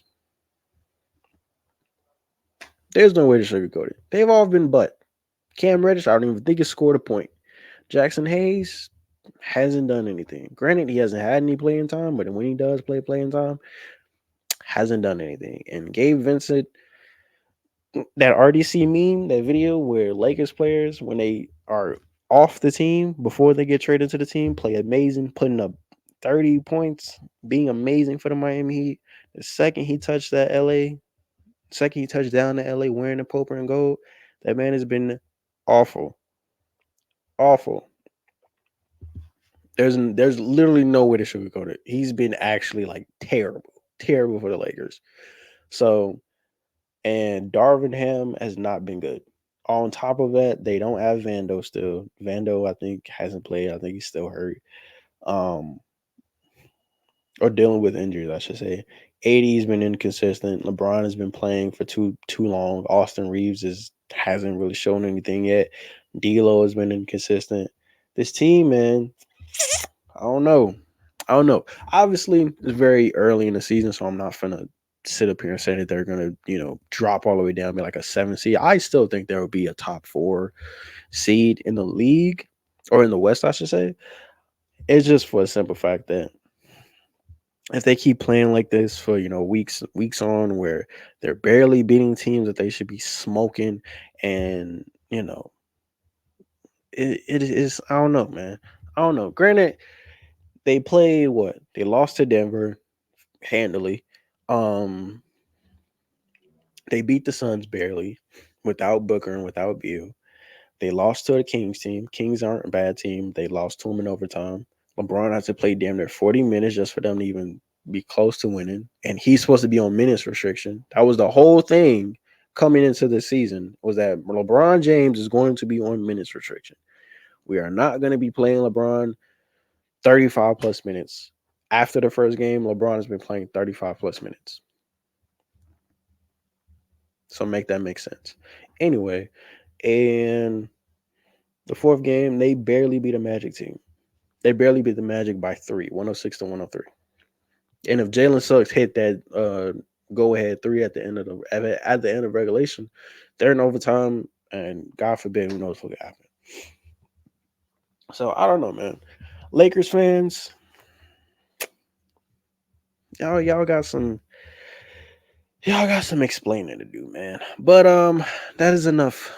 That's enough basketball for one day. Enough talking about basketball. Um, let's talk about this trade deadline. The trade deadline has currently ended. Teams have made their moves. Players are with their new teams. Obviously, no one has played, but yeah, all the trades have been set. And outside of one, two, yeah, outside of two players that are on offense, one is a wide receiver and one's a quarterback. Essentially every position has been defensive. It's been on defense. So that's interesting. But yeah, looking at the trades, one of the biggest trades that happened was Chase Young is a San Francisco 49er. Them motherfuckers went on one losing streak. Mind you, it was a 3-game losing streak. And Kyle Shanahan said, "Oh no, we're bad," which they aren't, but we're bad. We need help. Go get Chase Young for our D line. Like, bro, like, oh my God, that defense is so stupid in terms of like the names that they have. Nick Bosa, Fred Warner, Jesus Christ, Fred Warner, really good, really good DPs, and now you have Armstead on that D line as well, and now you add Chase Young. For the people who say like, oh, but he's injury prone, he has injuries. That man is on record, on purpose, on pace, on whatever to getting double digit sacks on a Washington team. And another Washington D lineman just moved also, but I'm gonna talk about that in a second. But yeah, when he's healthy, when Chase Young is healthy, he's one of the best defensive tackles, defensive linemen, defensive players in all of the NFL. Easily. Easily. No question. No question. Easily. So it's like that defense is already stupid. Defense is already really good. Now on top of that, you add another young defensive lineman that is also very fucking good. Paired alongside Nick Bosa with his old Ohio State college teammate and Chase Young. Oh Lord, Lord, Lord, Lord. Mm. It was already hard enough that we're most likely gonna have to see, and by us I mean the Philadelphia Eagles. The Eagles are most likely going to have to see the NFC Championship. They're most likely gonna have to see um the 49ers. I would have liked that we didn't have to not only have to block Nick Bosa and Armstead and Fred Warner whenever he rushes in, but now we have to worry about Chase fucking Young. Can y'all stop? Like, please, can we stop? Obviously Chase Young was on the market before Montez Sweat, who was also another uh D lineman that went and moved to Chicago. I would have liked to see Chase Young in Chicago, if we're being honest. I would have loved to see Chase Young in Chicago. A young, aggressive ass D lineman on a young Chicago team. Let them build together, build around him essentially on defense. Yeah, that would have been nice.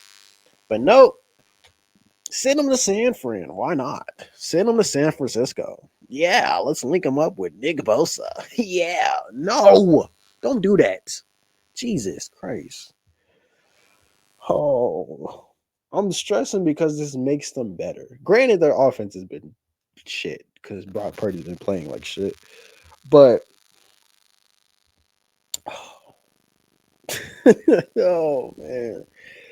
Hopefully they never figure it out and they just miss the playoffs entirely and we don't even have to worry about it. But being realistic, they'll probably win out and they'll be great again.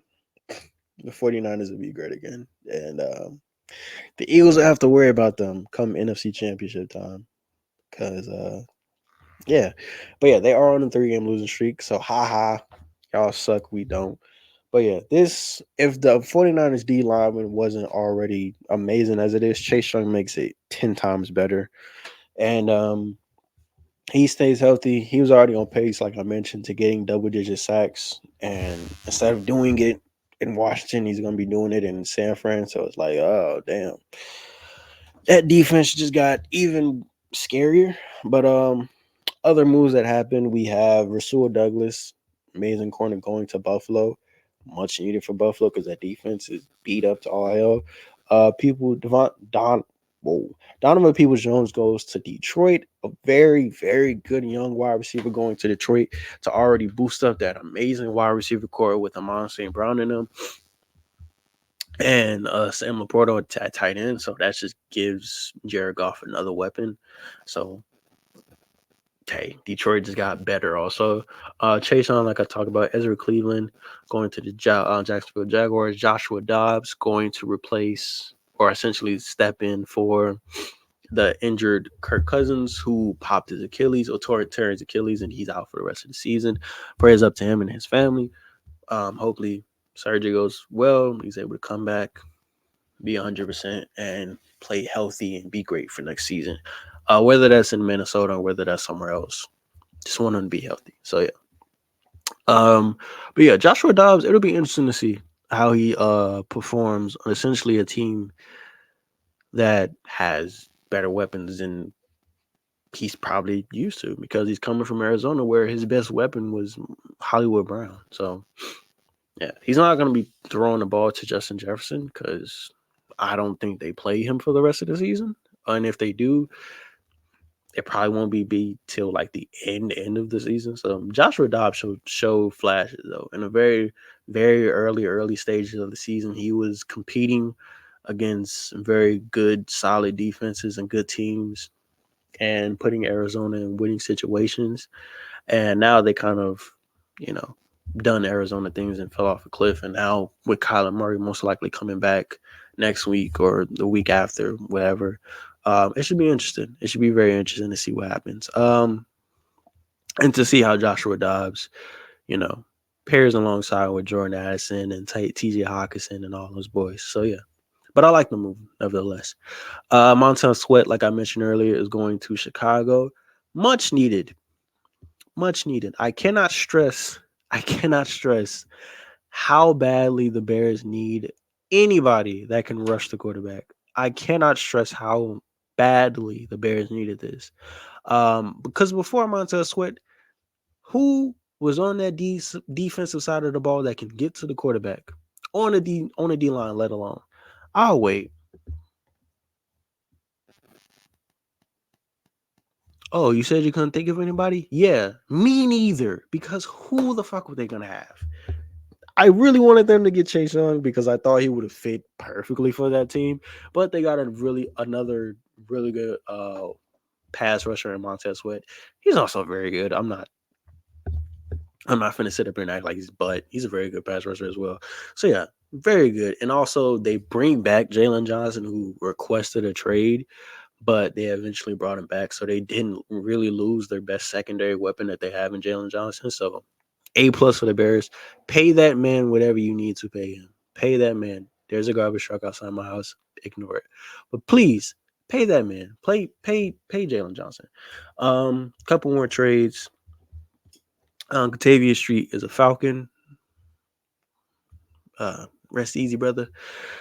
Former Eagle, but go get your bag, man. I ain't gonna say nothing. But we make up for it because we get Kevin Bird. Kevin Bird from the Tennessee Titans, safety from the Tennessee Titans, is a Philadelphia Eagle now. Which, holy crap, is so good because our secondary has been so bad. It's been not great outside of Darius Slay and Reed Blankenship. Sometimes, holy crap, has our secondary been bad? And you're thinking to yourself, wait, y'all have James Bradbury. He was really good last season. Yeah, he was, and he hasn't been good this season. James Bradbury has been getting beat by damn near everybody all season long. And on top of that, our linebackers haven't been the best. They've been average. And the Kobe Dean and them boys have been okay at best. And our secondary has just been, like I mentioned, outside of Darius Slay, has been not the best. So getting Kevin Bird from Tennessee, one of the best safeties in all of football, instantly boosts that secondary a lot and hopefully stays healthy enough. Um, won't get beat over the top so much. Another safety to pair alongside Reed can essentially pick up the slack whenever Reed, you know, gets beat on coverage or anything like that. So yeah, very good pickup for us. Very much needed pickup for our secondary. I really wanted us to go get PS2, Patrick Surtain, from Denver, but because Denver apparently has been shopping, like a lot of people are like, hey, you want somebody, come get it. I really thought we really should have tried to go grab him, but obviously we didn't. We still got a really good weapon to boost our secondary and Kevin Bird. And the last thing I wanted to talk about was Leonard Williams, D tackle for the New York Giants, is going to Seattle. Now Seattle has been wanting to get anything, kind of like the Bears, in terms of pass rush. They need a pass rush. Anybody to, you know, get after the quarterback. And they did that. And Leonard Williams. And I wasn't surprised that New York didn't shop a lot of other people really, because they're most likely going to be hunt in that Caleb Williams hunt for that number one pick. And yeah, man, it's a good pickup. Nevertheless, all these pickups, all the teams got what they essentially were targeting for, everything that they really needed. With Detroit, probably would have looked for something in the secondary. I'm not gonna lie, but adding another wide receiver to pair alongside Amon St. Brown, giving that offense another wide receiver weapon, or just not even just wide receiver weapon, another weapon, I don't think it's that bad. So I don't. I would say maybe Detroit probably could have looked for a secondary or two, maybe. But other than that, I really don't hate any of these moves by any team, really. They got everything that they wanted to in that and what they needed to get, honestly. Yeah, I don't hate any of these moves, honestly. Um, but another move that happened that wasn't involved in a trade, or another team that made a move that wasn't involved in a trade, leads us into our week 8 recap. Involves the Las Vegas Raiders, who lost to the Detroit Lions, like I mentioned. I believe the score was 26-14. Uh Josh McDaniels is no longer the head coach for the Raiders, and neither is Dave Ziegler, the GM, as both yesterday are fired. So I thought, oh, not even yesterday. This was today at 12 a.m. I thought that the Raiders were gonna highly move Devontae Adams. Now, yes, Devontae has come out and said in an interview, someone asked him like, "Hey, do you want to be a Raider? Do you want to be here?" He said, "Yes, I do." This was a team that I picked. This was a long lifelong dream of mine to play for the Raiders, and you know, he just want to play winning football. And the Raiders just haven't been playing winning football. So, one of the biggest issues, not the main issue, but one of the biggest issues that they had was that head coaching position in Josh McDaniels. Not even just this year, but last year, it was apparent that Josh is not a good head coach for the Raiders, at least I should say. So, with that being said, Josh McDaniels was fired. I thought um, Devontae was going to get moved somewhere. I thought he was going to get moved to a contender. I thought he was going to move to a totally different team. But really, that was the only move that they made, and it didn't even involve a trade. So, with the interim head coach, they plan on making linebacker coach Antonio Pierce the interim head coach for the Raiders. So, um, for Vegas, that is a step in the right direction. I will say that that is 100% a step in the right direction. They still have a lot of stuff that they gotta fix. Quarterbacking probably the main situation, the main issue in terms of quarterback because Jimmy Garoppolo has not been good. So I believe for week 9 they are starting uh what's his name? Aiden O'Connell. Oh Lord, I forgot to change my camera. This is hideous. Ignore that. Okay, cool. But they're starting Aiden O'Connell, who is essentially a rookie, and because Jimmy Garoppolo has not been good. Jimmy Garoppolo has not been great. He's been very bad and very also injured. And when he has played, it's actually, especially last night against, not last night, but when he played against Detroit, he just didn't look good. So we have to see. Obviously, Vegas has a lot of problems outside of just head coaching and things of that nature. But it does feel good and is a look if looks good in that situation to where you get rid of probably the biggest one of the biggest issues that y'all had in being your head coach. So speaking of the Raiders, this leads us perfectly into the game with I was about to say Tuesday. I'm like, they did not play Tuesday. Anyway, the 6-2 Detroit Lions beat the 3-5 Vegas Raiders. Looking at the stats, like I mentioned, Jimmy G just didn't play well. Completed 10 of his 21 passing attempts, 126 yards, no touchdowns. No, I don't want to join your newsletter, Bleacher Report. 0 touchdowns, 1 interception, was sacked 6 times. Josh Jacobs had an okay game, 15 rushes, 61 yards, 1 touchdown. And you look, Devontae Adams, 7 targets, only 1 reception for 11 yards. And that was the biggest story of Monday night was Devontae Adams was open a lot. A lot. He was open like 3 different times, I believe, which would have been touchdowns. And Jimmy G just either didn't hit him, overthrew him, or just didn't see him. And Devontae was essentially speechless. He was like, "Yo, I can't be asked. Like, I don't know what y'all want me to do anymore at this point." But moving on to the winners of the nights, we have the 6-2 Lions with Jared Goff playing like a top 10, top 5 QB right now. Uh, Completed 26 of his 37 passing attempts, 272 yards, 1 touchdown, 1 pick, had a QB rating of 89. Jahmyr Gibbs finally broke out. I know all you fantasy owners and fantasy people was waiting and waiting and waiting for him to have a good game. And there y'all go. He finally had it. 26 rushes, 152 yards, 1 touchdown. And Reynolds also had 14 rushes along with 74 yards. David Montgomery, I think, was injured I believe is still injured.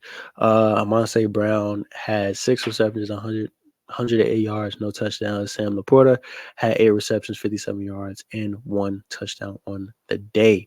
All in all, this Detroit team, holy goodness, this is a very, very good and dangerous team. Now, Super Bowl contenders, let's wait. Let's wait. Let's wait. They are still wholeheartedly going to be the in first place for the NFC North. That's not a debate. Um, but let's just wait on Super Bowl contenders. Let's just wait on Super Bowl contenders. They now I would not be surprised. I would not be surprised if they make it to the NFC Championship. I wouldn't be that surprised if they make it that far because this team has been playing very good. Offensively, they've been amazing. Defensively, they've been also very solid as well. So I would not be surprised if they make it all the way to that NFC Championship. But let's hold our horses. Let's calm down. I know Detroit fans are very happy, as y'all should be, because this team is very good. But let's chill on these Super Bowl contenders. Let's just wait. Um, Looking at Sunday night's game, or not Sunday, yeah, Sunday night's game, Sunday night's prime time game. I don't know why this game was on prime time. The 2-6 Bears lost to the 3-4 Chargers. This game was over before it even started. Uh, Tyson Baggett completed 25 of 37 passing attempts, 32 yards, 2 interceptions, no touchdowns, 1 sack. Foreman rushed the ball for 34 yards along with Johnson. It was just pretty much, it was just a bad game. It was just a bad game. It was just a tough watch for Bears game. Cole Kmet had a really good game. 10 receptions, 79 yards, no touchdowns. Um, all the touchdowns came from rushing the ball with Tyson and Evans. But the Chargers looked like how they supposed to look or how people want them to look all season long. They're an ugly 3-4 team because there's moments where you look at them and it's like this team should be one of the better teams and not just the AFC. Please stop telling me about your newsletter. Thank you. This should be one of the better teams in all of the AFC. But then when you look at them and see them play and in real time against you know actually decent competition, not just playing the Bears every week, they crumble in a lot of those games. In a lot of those games. And Justin Herbert hasn't looked the best all season long. He hasn't looked the best. He's had moments where he's putting up stats like this, where he's essentially putting up 300 yards on 3 touchdowns. And then there's moments where he looks pedestrian. So I don't know what the Chargers are. I'm gonna be honest. I don't know what they are yet. I gotta see them. I gotta see them build off this. Hopefully get off a little winning streak. Maybe it just took them getting a win. Maybe that's all it takes for some teams. Certain teams, all it takes for you to just get a win for you, for the ball to get rolling. So hopefully that's the case for the Chargers, where Justin Herbert, like I mentioned, completed 31 of his 40 passing attempts, 98 yards, essentially 300 yards, 3 touchdowns, 0 interceptions. Austin Eckler, 15 rushes, and 29 yards. He did most of his damage, however, in receiving with 94 receiving yards and 7 receptions, as well as a touchdown. Keenan Allen had 8 receptions and 69 yards as well. And this is a pretty good game, like I mentioned, for the Chargers. I just need to see them do it again against actual competition and not just against the Bears, who is obviously one of the worst or one of the bottom tier teams in all of the NFL. So now, do I want to go in order, like how this is, or should I start with my team? Oh, you said start with my team? Okay, we're gonna start with my team as the 7-1, 7-1 best record in the league, mind you. 7-1 Philadelphia Eagles destroy. Let me stop playing. Barely beat. let me stop capping. The Eagles beat the 3-5 Washington Commanders. Before I even talk about the Commanders, can we look at this man right here? Can we look at this man right here? This man right here that's highlighted. Samuel Howe Why on God's green earth did this man almost give us 400 yards on fourth? Hold on. Because Sam Howell, this is not the first, this is the second time that this man against the Eagles, it's only against the Eagles. I shit you not. He only does this against Philadelphia. He does this against no one else. I don't know why. I get it. It's a division game. Those division games are tough, but there's no way. There's no way this should be his stat line against us, one of the best defenses in the league. There should be no fucking way. We almost basically gave up 400 yards and 4 touchdowns to Sam Howell.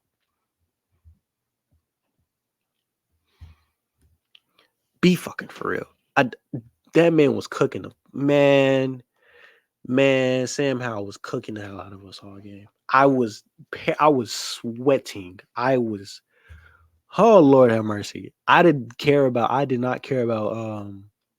I was not caring about what's it called at all. I wasn't caring about my fantasy league at all. I wasn't, because I was losing.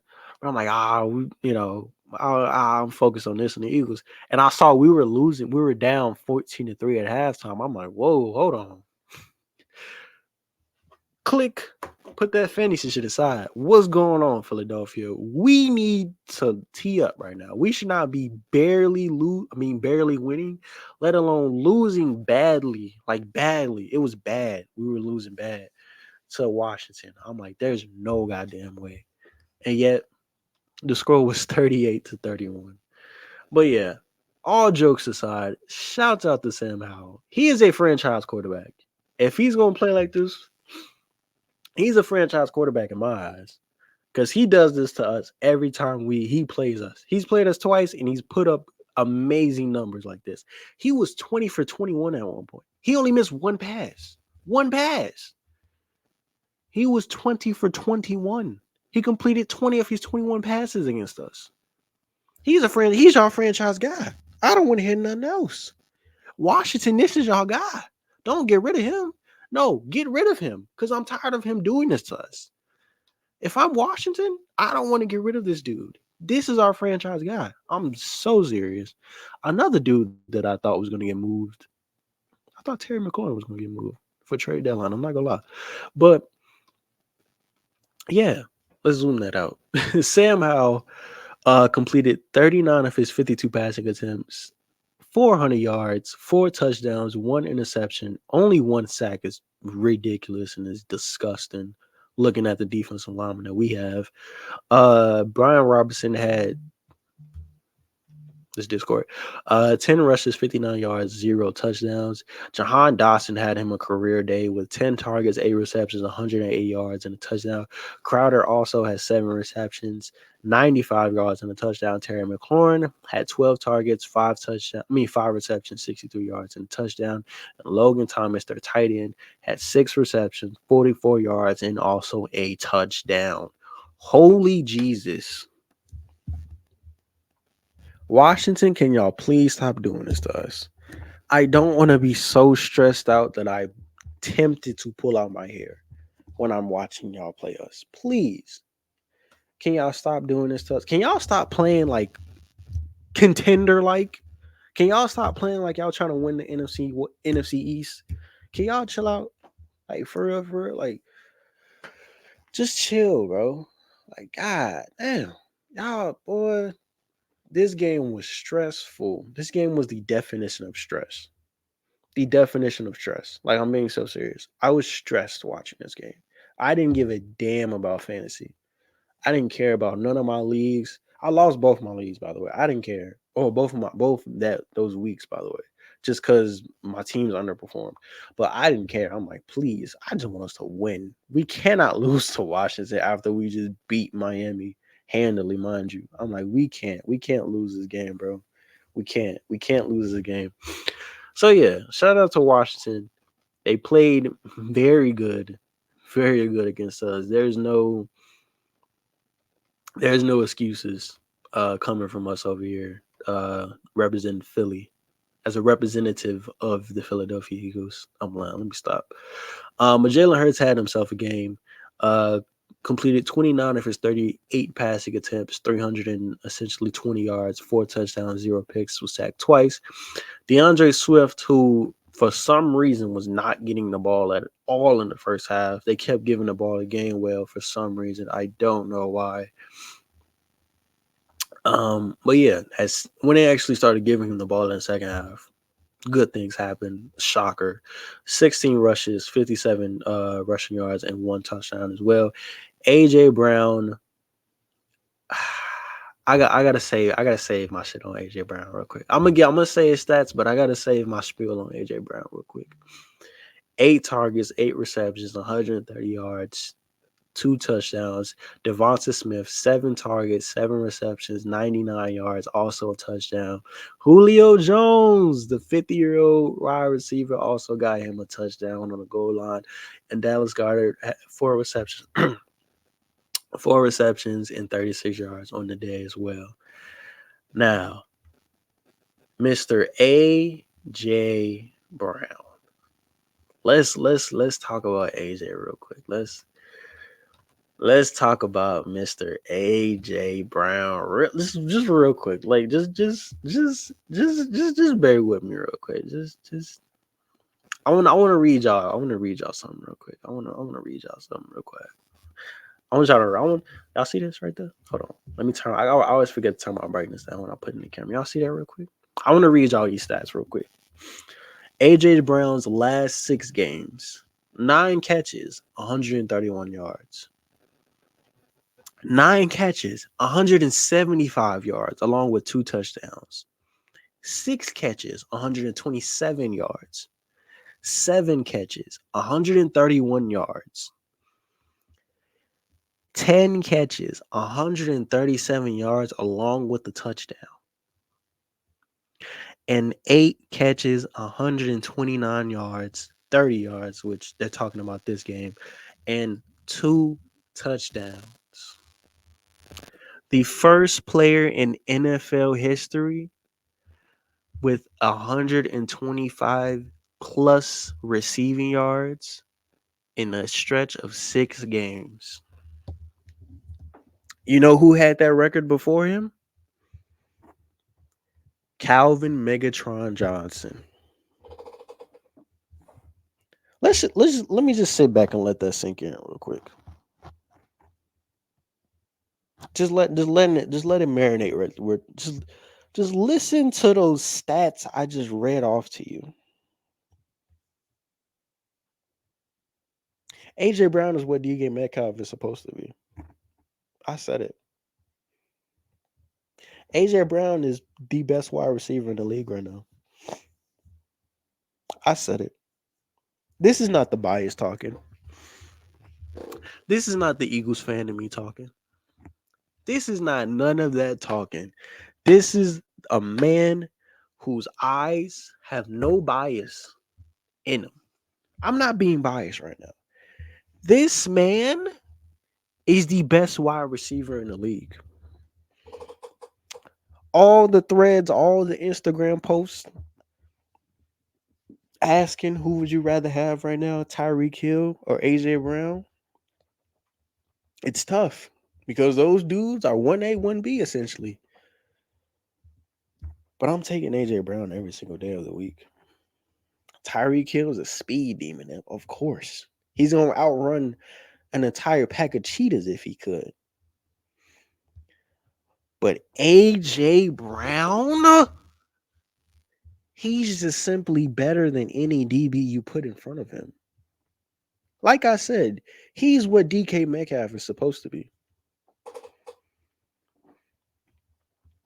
Bigger than every other DB. Great hands. Had a crazy one-handed catch. I shouldn't even say one-handed catch. I just say 5 fingertip catch because he caught it like this. He caught the ball like this, fading outside out of bounds on top of Emmanuel Forbes. Also, Emmanuel Forbes of the Washington Commanders. Ron Rivera, great head coach. I love you. Carolina Panther for life. Please stop putting Emmanuel Forbes one-on-one against AJ Brown. Stop doing that. Stop. I don't know if you want to teach him a hard lesson. I don't know if he had a bad practice or something, but stop embarrassing your players like that. Please. Just stop it. Cause stop putting AJ Brown one on one. I think it's at that point where that man does not need one on one coverage. You have to double AJ Brown. Just for the simple fact that he's bigger, faster, and stronger than all the DBs. That's all it is. You cannot put that man in single coverage. You can't. You can't do it. You can't do it. You can't do it. And if Justin Jefferson was healthy right now, you could have that conversation between those three dudes and Tyreek Hill, AJ Brown, and Justin Jefferson. If Justin Jefferson was healthy, I should say. Those are the only two people that I could realistically like hear be like, okay, those dudes are either on the same level or maybe a little bit better than AJ. Other than that, Stephon Diggs, nope. Cooper Cup, nope. Amon St. Brown, nope. Who else? Who else? Who else? Devontae Adams, nope. Who else? What other wide receiver? Whatever your favorite wide receiver is, he's not better than AJ Brown. He's not. He's not. He's not. He's not. I don't know what you want me to say, big dog. I don't. He's not better than him. He's not. He's not. Terry McLaurin, nope.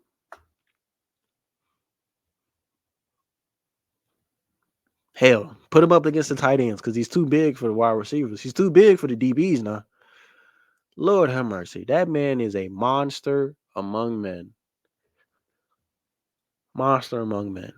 But enough praising the Eagles. Time to get critical. We looked terrible in the first half. And I keep saying this every single time I talk about this team. Consistency, consistency, consistency, consistency. 1 minute we look like the best team in all of football. The next minute we look like we don't deserve to be on the field. Now, am I saying that every win needs to be a blowout win? No. Especially going against a team that we know is going to play hard against us every single time. We've seen it. This is not just one, but the second time that Washington has played very hard against us. Damn near almost beat us the first time and also was very close to beating us again this time. So we know already ahead of time that this team is going to play phenomenal against us. It doesn't matter. It doesn't matter. It doesn't matter what is on the paper. It doesn't matter who's in front of us. This team is going to continuously play good against us. Our defense, holy crap, our secondary is awful. Jahan Dotson, like I mentioned, had a career day against us. He was cooking the living hell out of us. Logan Thompson, we couldn't stop him. Sam Howell was literally doing any and every single thing that he wanted out there. Sam Howell looked like he was an MVP playing against us. I'm so serious. I wish I was making this up. I wish I was making this up. Sam Howell looked phenomenal against us. And watch next week, whoever they go fucking play, that man is going to go back to being pedestrian. That's what's going to piss me off the most. That's what's going to make me upset is that Sam Howell and all of Washington next week are going to go lose by fucking 30. That's what's going to make me upset the most. They only look good against us. Everyone else, they look either average or they look ass against. But every time they come to Philadelphia, every time they play Philadelphia, they look like a Super Bowl contending team. It makes me so upset. It makes me so that's so frustrating. It's so damn frustrating. It's so irritating. It's so irritating, bro. It makes me wish that these motherfuckers was not in our division because I know that they're gonna make me stress. And at any given moment, we can lose this game. But anyway, yeah, Sam Howell only being sacked one time. That's a no. Only once with the type of defense and the type of braggadocious that I am against for our defensive line, that's a yikes. I'm not gonna lie. That's a yikes, man. It's not good. It's not good. It's not good at all. It's not.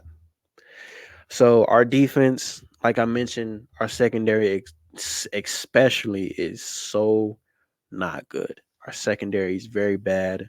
I mean, I say very bad. It's just it's not performing the way it should. But yeah, not everyone is going to be a blowout win. Not everyone is going to be, a convincing win. There's going to be times when we need to fight from behind. And it seems like Washington always has our number to the point where we have to essentially fight from behind or the game is going to be close no matter what. So if that is going to be the case, and we play hard against Washington Washington is going to play hard against us every single time, but we're going to essentially coast against other teams. I'm fine with that. I will live with that. I'm okay with that. But it just irks my soul. It irks my soul. It irks my soul, especially when I see the upcoming week and when I see who what. You know what? I'm a cut it short real quick. I want to see who Washington is playing real quick. I want to see who the Washington Commanders are playing in Week 9, and if they have a bye week, whatever. But let me see who the Commanders are playing. They're playing fucking New England. I swear on everything I love, if Washington does not go in there and beat them by fucking 25, I'm gonna be upset. If they lose badly against New England of all teams, bro, I shit you not, I am going to lose my mind. I am going to lose my mind. I'm going to lose my mind. I will lose it on camera. I will lose it. I will lose it. They're playing New England in New England. They're probably going to lose that game. And Sam Howell is going to look pedestrian as fuck. He's going to look bad. He's going to look very bad against that game. Oh my gosh. Oh, that's going to aggravate me. That's going to aggravate me so much. That's going to aggravate me so much. Anyway, much needed win that we had. Much needed win. Much needed win. Let's move on to our NFC counterparts in the 49ers losing, like I mentioned earlier in the trade deadline, on a 3-game losing streak as they lose to the 4-3 Bengals, 31-17. Joe Burrow finally looks to be back to his normal self, like how we expected him to be playing essentially at the start of the season. Finally looks to be healthy. Everyone else seems to be playing up to the caliber that they should be. So that's good. Shout out to the Bengals to be holding the 49ers to under 20 points. Also very good to force 3 turnovers on Brock Purdy as well. Also really good. This Cincinnati uh defense it's been solid all year long. It was just they were waiting for their offense to essentially catch up to where their defense was. And now that it is, Cincinnati is a very dangerous team. So yeah, Joe Burrow completed 28 of his 32 passing attempts, 283 yards, 3 touchdowns, 0 interceptions, QBR rating of 134, essentially 135. Joe Mixon had 16 rushes for 87 yards, along with a touchdown. Jamar Chase had a pretty good game, along with 100 yards on 10 receptions and a touchdown as well, along with Tyler Boyd getting a touchdown reception with 3 receptions and 40 yards, and T. Higgins had 5 receptions and 69 yards with no touchdowns. So, like I said, this team seems to be on the same page in terms of offense and defense. They're finally hitting their strides. Joe Burrow is performing the way we expected him to. The defense has been solid all year long. So watch out for Cincinnati, man. I would not be surprised if they rattle off a nice little winning streak in the middle of the season. I would not be surprised if they rattle off a nice little winning streak. Brock Purdy, who stats wise looking at it, you'd be like, oh, he played decent. But he had himself a game. He had a lot of costly turnovers, I should say, with those 2 interceptions along with a fumble in the game as well. But Brock Purdy completed 22 of his 31 passing attempts, 365 yards on 1 touchdown, 2 interceptions, 2 sacks, along with Christian McCaffrey having 12 rushes, 54 yards, and 1 touchdown.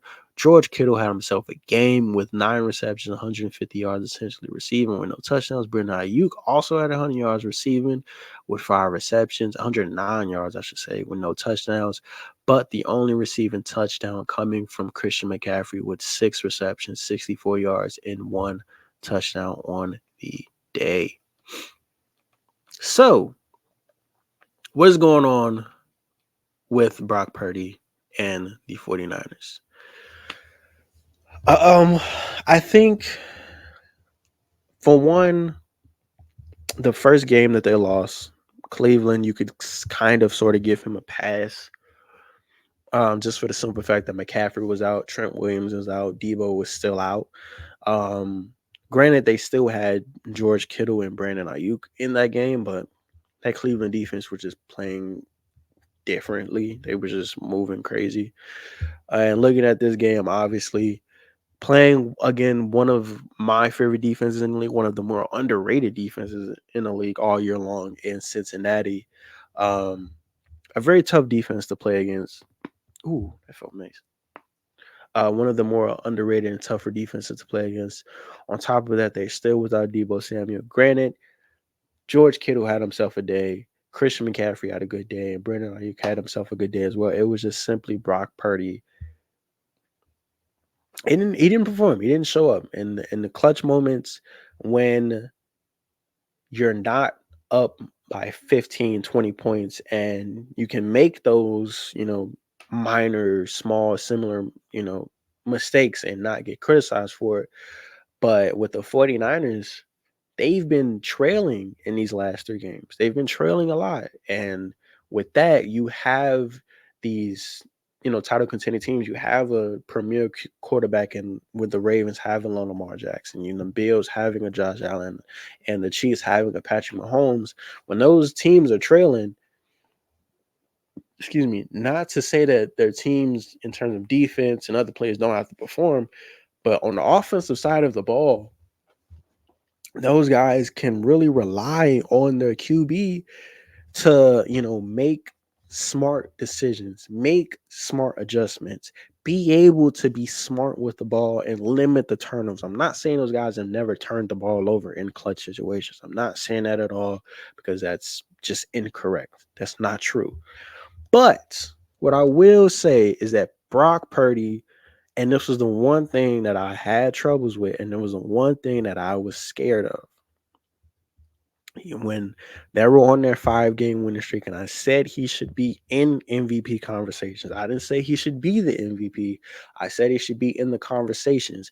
But I said the one thing that was gonna hold him back, and the one thing that I noticed right away is that all those 5 games when they were winning by double digits. They were demolishing teams. They were beating the brakes off teams.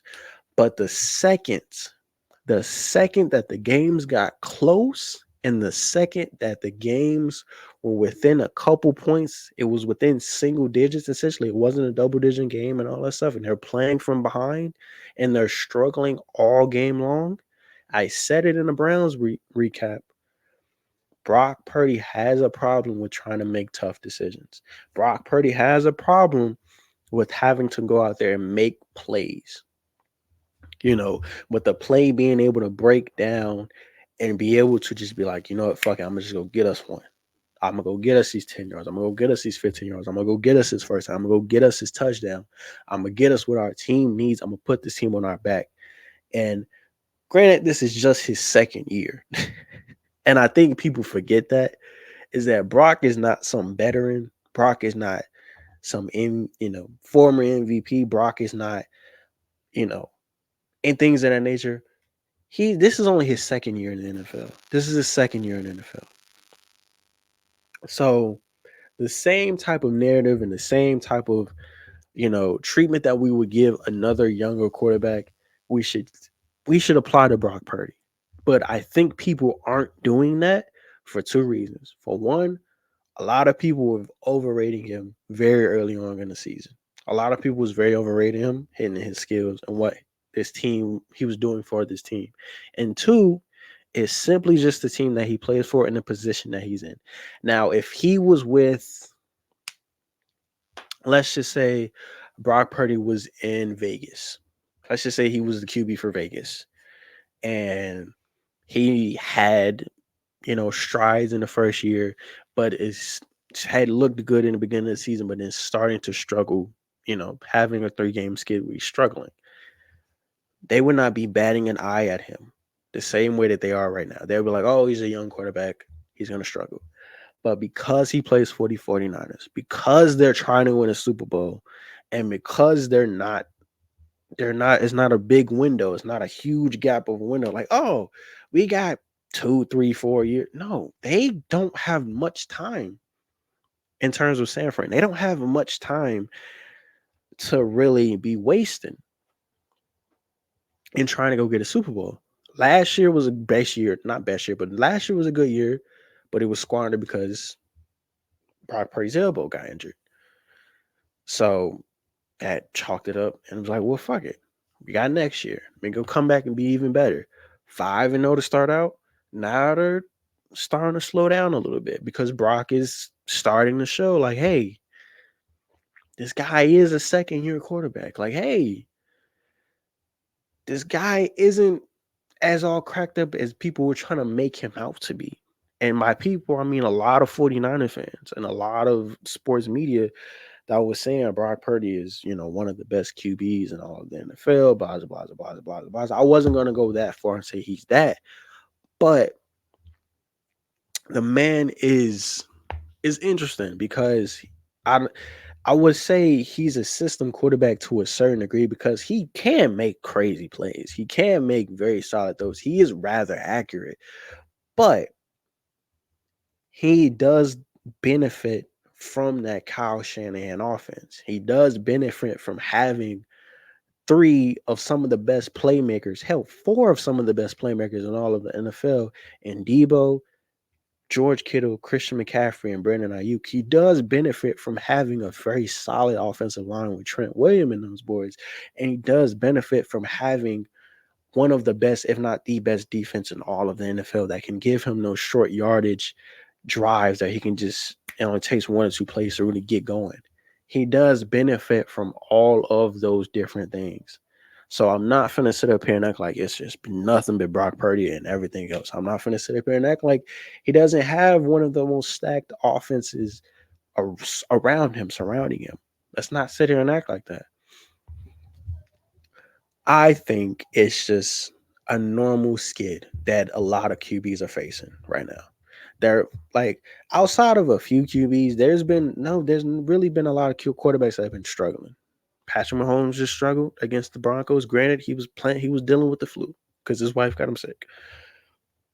His whole house, I think, is got the flu right now. So the man was playing like could barely talk without probably sneezing or throwing up. So he's in his second year, y'all. He's in his second year. I've seen a lot of other podcasts on here and talk and TikTok and everything, and I've seen a lot of things and people who's overrating him and people who's calling him complete trash and this, that, and the third. Let's chill out. Let's chill out. The 49ers are still one of the best teams in all of the NFL. They're still one of, if not the best team in the NFC. I would say the second best behind the Eagles. No bias and shit like that. But just for the simple fact that Brock Purdy is the thing that would hold them back from being better than the Eagles, just for the simple fact that we have Jalen Hurts, and Jalen Hurts is better than Brock Purdy. Jalen Hurts is a top 5 QB. Brock Purdy, at best, is top 15. So that would be the one benefit of a factor, a defining factor between the two. But let's not go too hard on Brock Purdy, people. I think people forget that this is his second year. I think people have forgotten that simple fact because he was so phenomenal in his first year that, like, oh, we expect this man to be great from here on out and da da da and this, that, and the third. Is like, all right, bro, let's relax. This dude's young, give him time. And San Fran as a whole is going through their skid. It's just theirs is going to be more publicized because they started out 5-0. I think that's all it is. So yeah, but I'm not worried too much on Brock and the the 49ers, I'm not worried too much on that. He still has a shit ton of weapons. I think once they come back, get back Debo, it'll be even better. But yeah, I'm not worried too much on the 49ers. They played a very good defense and a very good team. So, and they lost. They lost to a very good team and a very good defense. I think that's all it is. The other two losses, who did they play in week 7? They played, that they lost to, that they could have won. I forgot who they played. Um, they played the Vikings, which was another game, another winnable game where it was like they just made Brock just made count, just made just dumb mistakes. That's all it was. So yeah, obviously he can't make those mistakes if they want to win a Super Bowl and want to win a championship. But just get a kid some time. Quickly going through some of these other games.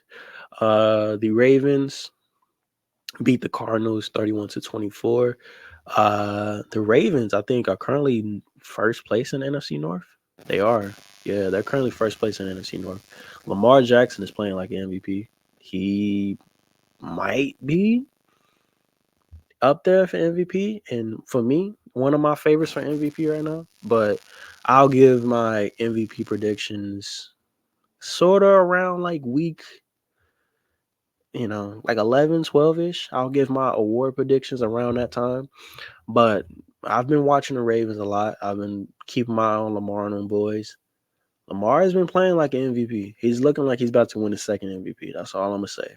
I'm gonna go in more in depth with the Broncos and Chiefs in a little bit. The Seahawks, who are currently number one seed or in first place, I should say, the NFC West, as they beat on the last second touchdown drive from Geno Smith to, I think it was, believe, Jackson Smith Najigba, the rookie wide receiver that they got in the draft, 24-20. And the Jets, this was probably the worst offensively. This is probably just the worst game in terms of offense I've ever seen. I think it was a league record in like what 27 punts combined from both teams. It was bad. It was bad in terms of offense. But the Jets are somehow having a winning record. They're 4-3 somehow. I don't know how. They're 4-3. That defense is very good. Granted, they're playing the Giants, so one of the worst teams in all of the NFL. But that defense, regardless, is very legit as well. So they beat them 13-10. The Jaguars, 6-2 Jaguars, mind you, beat the Steelers 20-10, who also have a winning record somehow. Don't know how, but they also have a winning record. The Saints beat the Colts 38-27. The Saints finally, that offense is finally starting to look somewhat, coherent, starting to blend a little bit, mesh a little bit. So I'm loving to see that.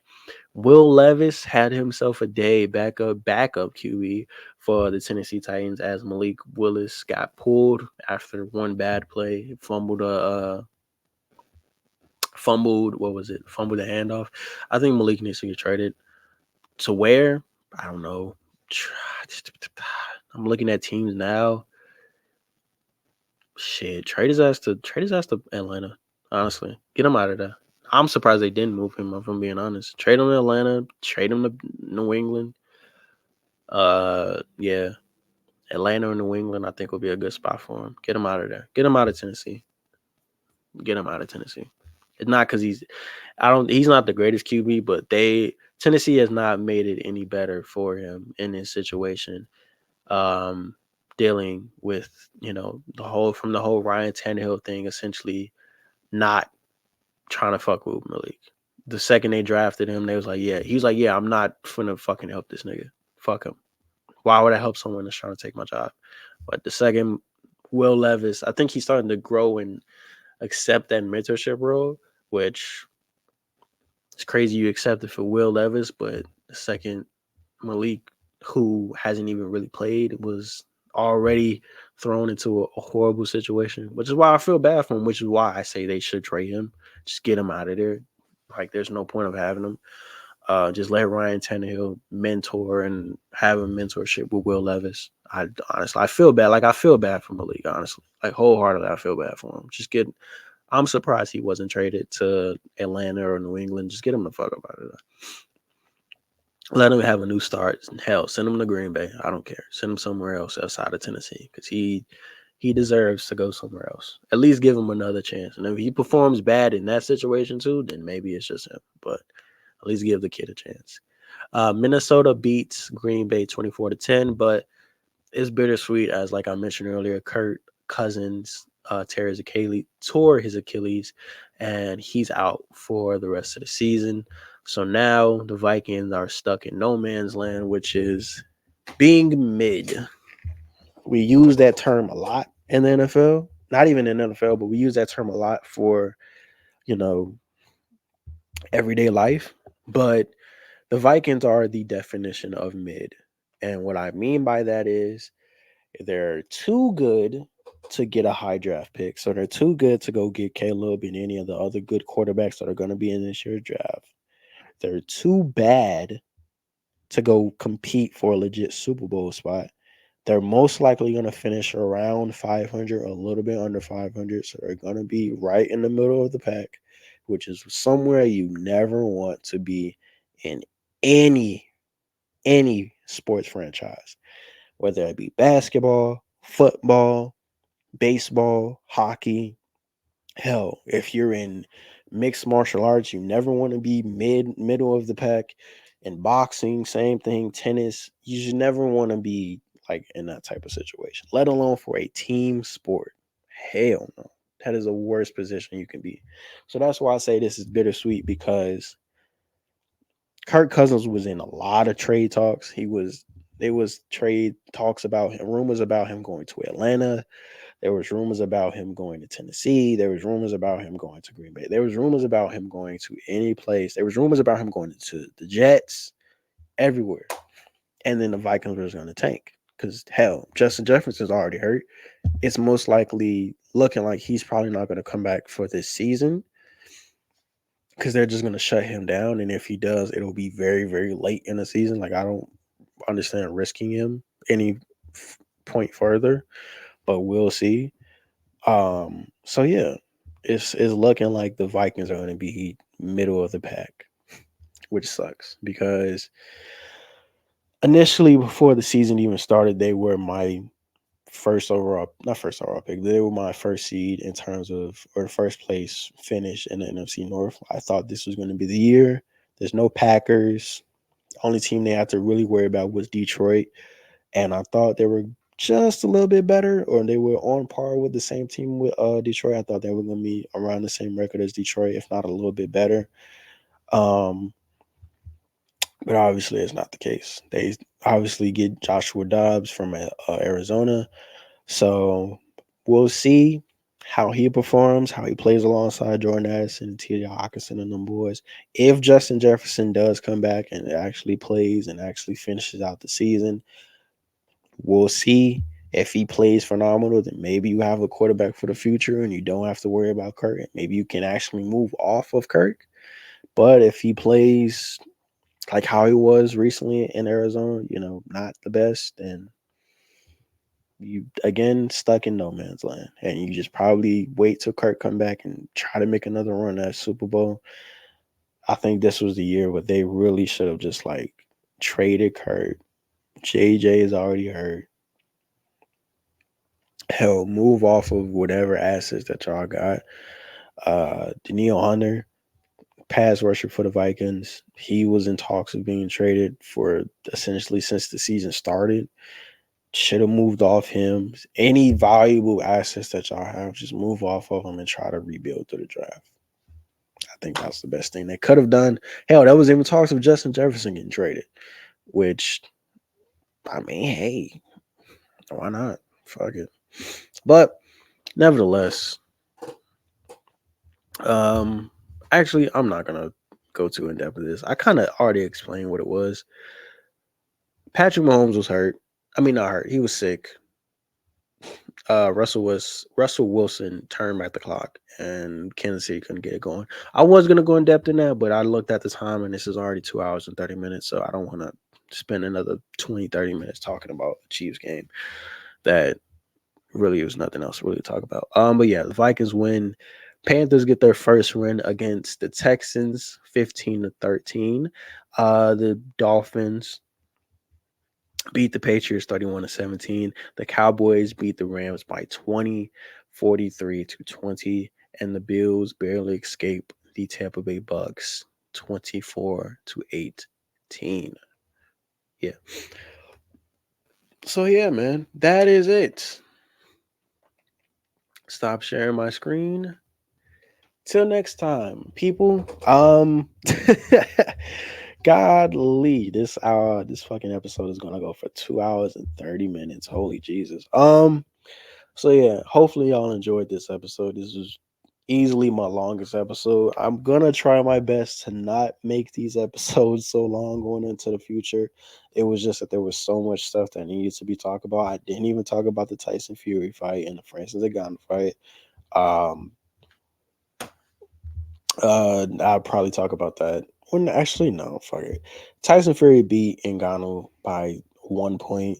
Ngannou should have won the fight. Everyone in their mama thought Ngannou should have won the fight, and now he's pushing his fight back. That was a set for December, what he had with Usyk, and now he's pushing that back to February in Saudi Arabia. So it should be interesting. But I'll do all that with the MMA stuff whenever I talk about that, because we did get some MMA news for UFC Austin that should be coming, I think, December 2nd. So yeah, that should be fun. I'll talk about that in Friday's episode. So yeah, hopefully y'all enjoy this. Make sure you guys like, comment, subscribe, all that good stuff. And yeah, I'm going to go edit this. It is currently 8:23, 8:23, 8:35 currently. Uh and it's November 1st. Hopefully you guys had a fun on Halloween. Hopefully coming up to this Thanksgiving this month. You know, when we get to Thanksgiving, you guys have a great Thanksgiving. I don't know why I brought up Thanksgiving. It's like a whole 23 days and stuff, but whatever. I'm checking my boxes early, man. Checking my boxes early in case the lazy cats don't fall on Thanksgiving. So nevertheless, who knows? We'll see. But yeah, I've been your gracious host, Jalen. Hopefully you guys have enjoyed. I love you all. And I will see you all next time. I will see you all tomorrow. I will see y'all Friday as well. I'm gonna be very busy. I'm gonna be giving you guys a lot of content this week. I have 2 album reviews coming tomorrow. I won't say who. I'm leaving it, as a little mystery. I'm hopefully trying to get those out to y'all tomorrow. So that means I'm gonna be up very early recording 2 album reviews. They won't be of this type of format. I'll probably, try to do something a little bit different, you know, as something different from the For All the Dogs album review that I did. It'll be something similar to that, but it won't be like on the inside of an episode dealing with sports and all this other shit. It'll just be strictly about the album. So it won't that shit probably won't even be like 20. That shit probably won't even be like 30 minutes, if I'm being honest. At worst, it'll probably be like 15, 20 minutes. That's the goal. That's the goal. Hopefully, I don't ramble on about a lot. But yeah, hopefully, y'all enjoy. I will see y'all tomorrow. I will see y'all Friday. And then I will see y'all back again that next Tuesday, barring anything crazy happens this week. So yeah, I love you guys. I will see y'all next time. Like, comment, subscribe, post notifications.